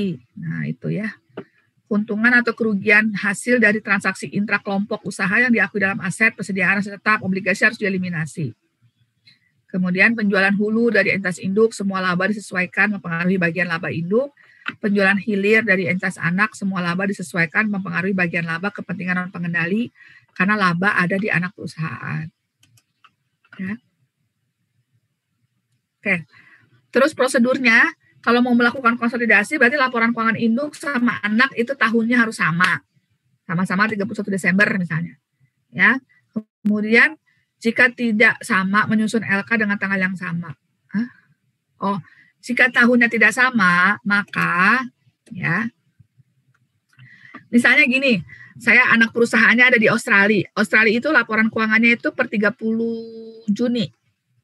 Ya, dia tutup bukunya itu tengah Juni gitu, ya, bukan Desember. Jepang itu Maret tutup bukunya, ya. Jadi nggak semua negara 31 Desember ya. Nah, dengan demikian perusahaan kita di Indonesia kan konsolnya dapatnya laporan keuangan Juni, ya kan nggak sama dong. Nah, oleh sebab itu pertama kita bikin dulu, kita susun laporan keuangan dengan tanggal yang sama. Ya, coba yang per Desember gimana per Desember? Nah, ya. Ada nggak yang laporan keuangan Desember? Nah, dibikin dulu, baru kita konsol. Kecuali tidak praktis. Tidak praktis itu kecuali susah banget.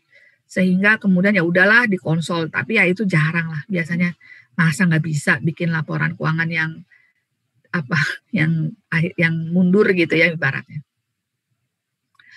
Jika tanggal berbeda, penyesuaian dilakukan atas dampak transaksi peristiwa yang signifikan. Tidak lebih 3 bulan ya kalau nggak salah. Berapa bulan ya ini kosong begini kehapus, tidak lebih dari 3 bulan kalau nggak salah seingat saya. Coba saya cek sebentar. IFRS 15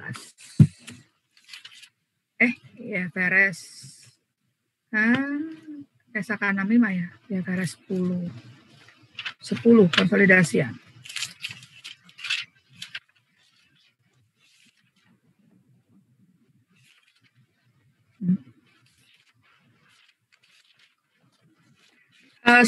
Prinsip standarnya dikit banget ini. Pengendalian konsolidasi cuma 33 paragraf.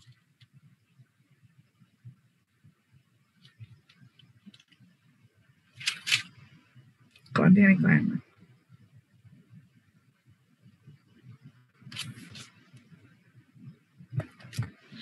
Bentar ya, B86. B86. Nah.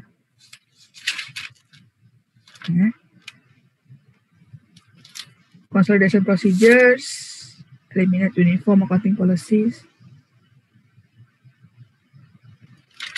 reporting date. If it is impracticable to do so, the parent shall consolidate the financial information of the subsidiary using the most recent financial statement of the subsidiary, adjusted for the effect. 3 months, betul, yay. Ada di paragraf B93. Makanya 3 bulan deh, benar ya. Paragraf B. In any case, the difference between the date of the subsidiary financial statement and that the consolidated financial statement shall be no more than 3 months. Yeah. And the length of the reporting periods and any difference between the dates of the statement shall be the same period to period. Oke, lebih dari 3 bulan. Oke. Ini ada di paragraf B. PP 9, berapa tadi? PP 96. Kalau kalian mau baca pesakannya nanti, siapa tahu ya kalian nanti. PP 96.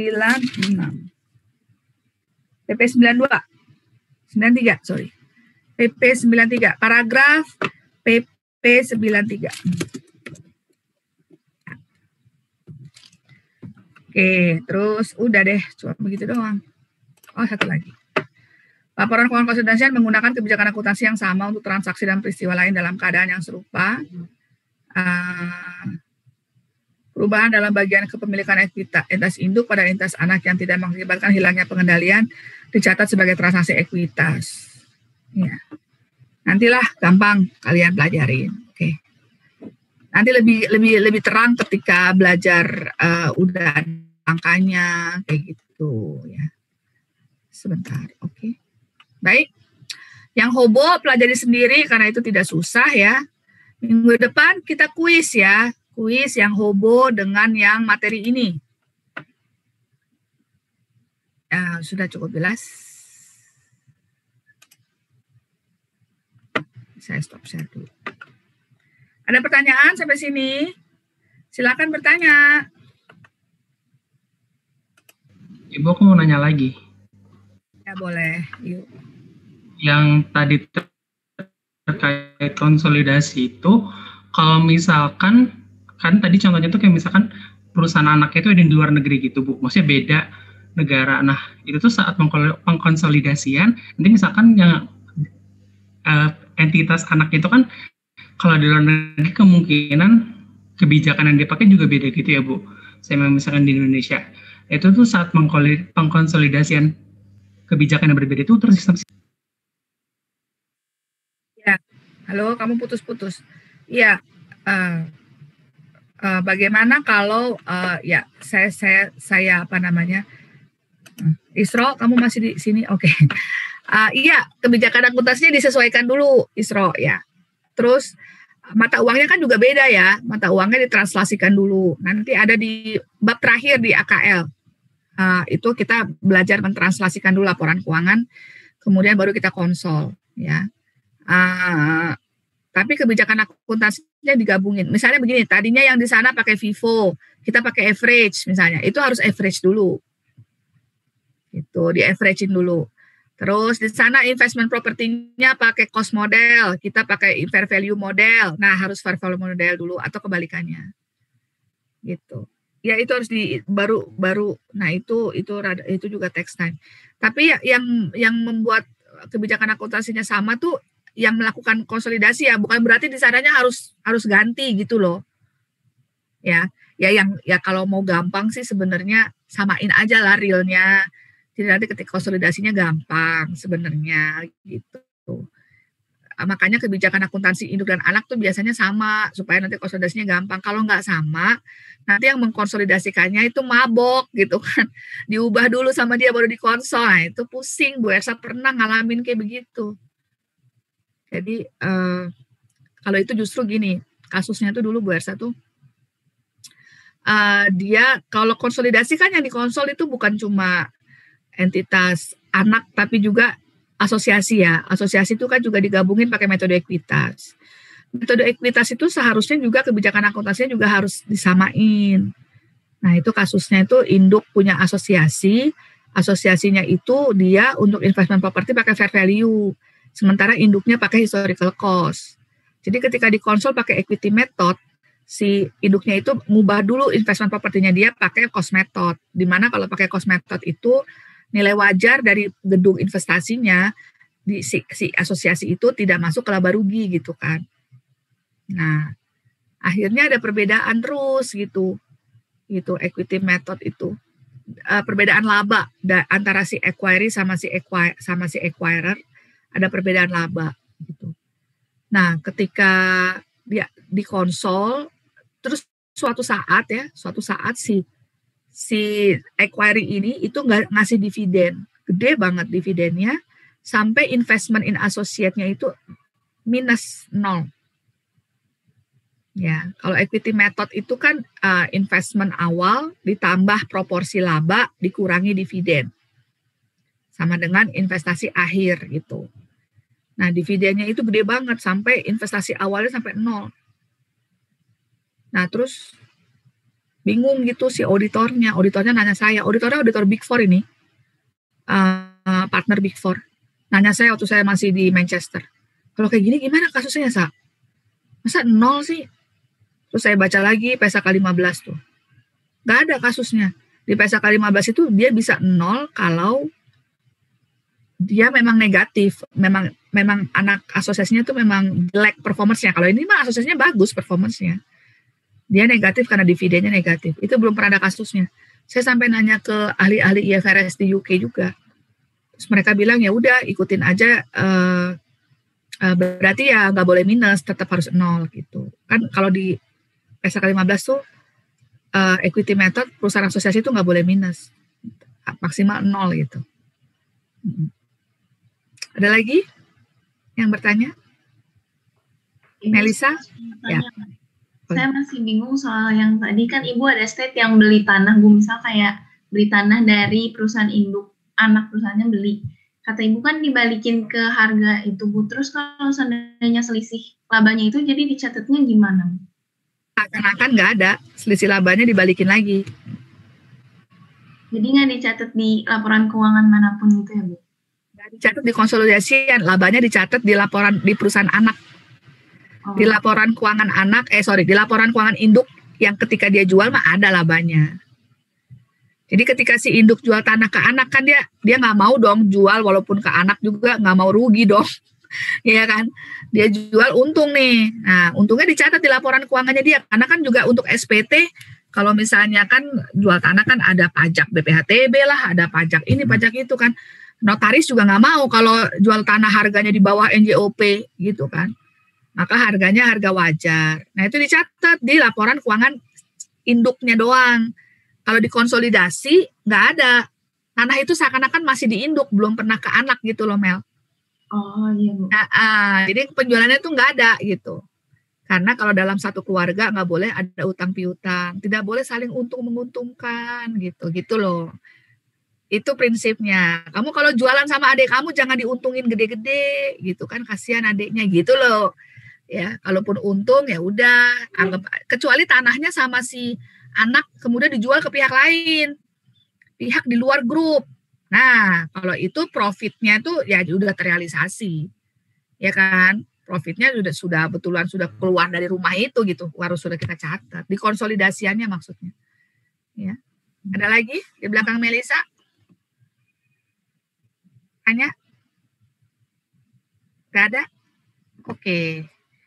Oke, kalau nggak ada minggu depan kuis Hobo ya, tolong hari Rabu saya diingatkan ya.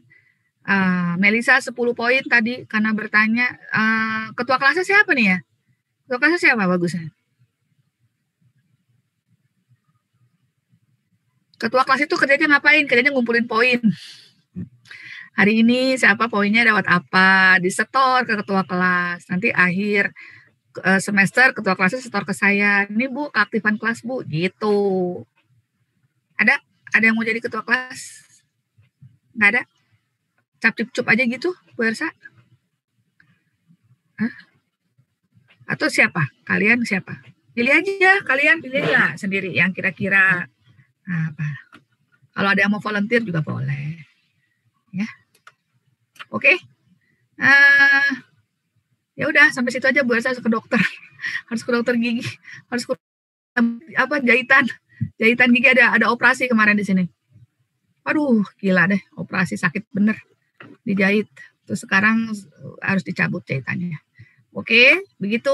Sampai ketemu minggu depan. Minggu depan kuis dulu 7.30 untuk hobo dan untuk materi yang pada hari ini ya.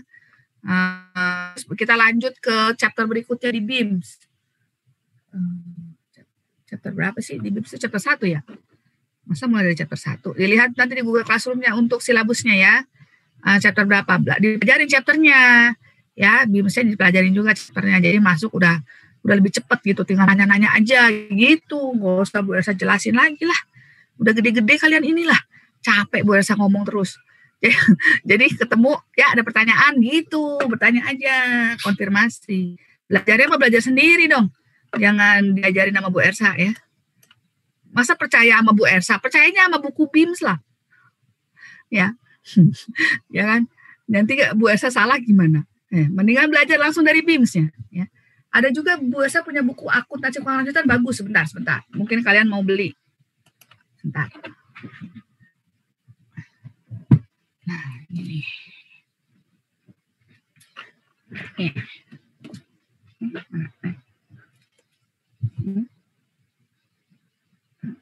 Gimana sih?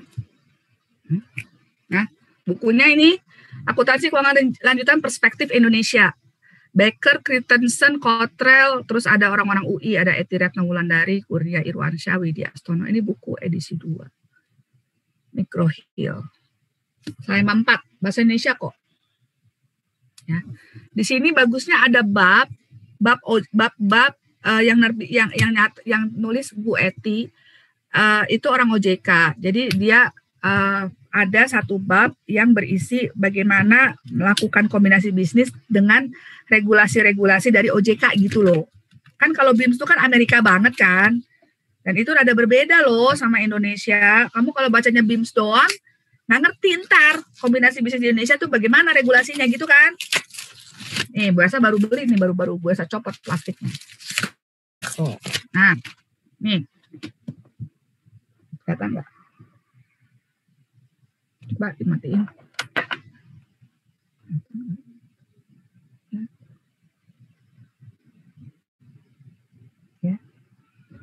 Ya, karangan Microhill akuntansi keuangan lanjutan. Itu ada di bab yang ini contoh-contohnya udah Indonesia. Enak sih. Mana ya? Bab berapa ya? Udah pakai PSAK ini. Struktur organisasi.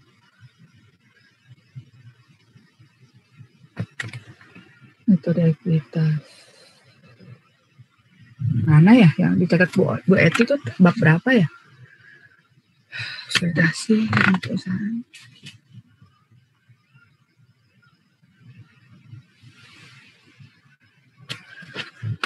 Isu-isu lain.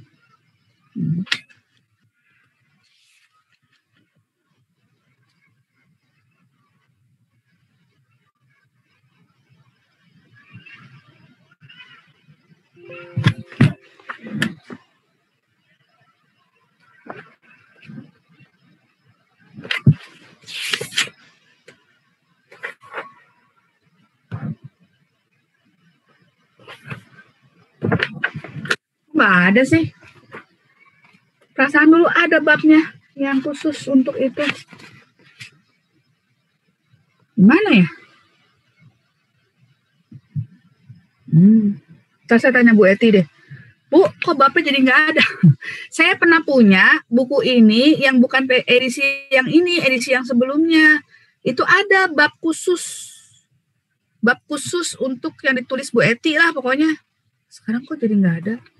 Mungkin dimasukin ke lampiran kali ya. Di lampiran gitu takutnya. Anyway. Tapi itu saya suka bukunya, bagus. Oke. Apalagi ya? Udah ya gitu ya. Selamat belajar, semangat, tetap semangat, sehat selalu. Abis ini ada kuliah lagi? Ada Bu. Ada kuliah lagi, baik ya.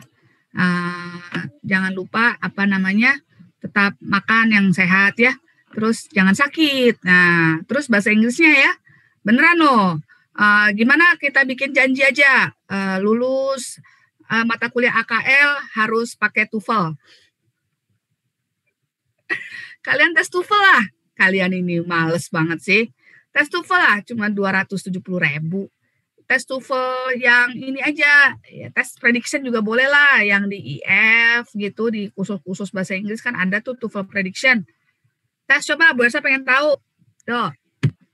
Ya, Bu Elsa pengen tahu tes. Bu, saya nilainya udah di atas 550. Beuh, keren banget itu. Pengalamannya Bu Elsa, kalau yang bahasa Inggrisnya bagus, kuliahnya lebih gampang di Unpad. Karena bukunya kan bahasa Inggris semua. Ya, apalagi BIMS itu bahasa Inggrisnya lumayan susah loh. Ya, begitu ya adik-adik. Sampai ketemu minggu depan. Dadah. Bu, makasih Bu. Makasih Bu. Makasih Bu. Makasih Bu. Absen, jangan lupa absen. Ya Bu. Baik Bu. Ya.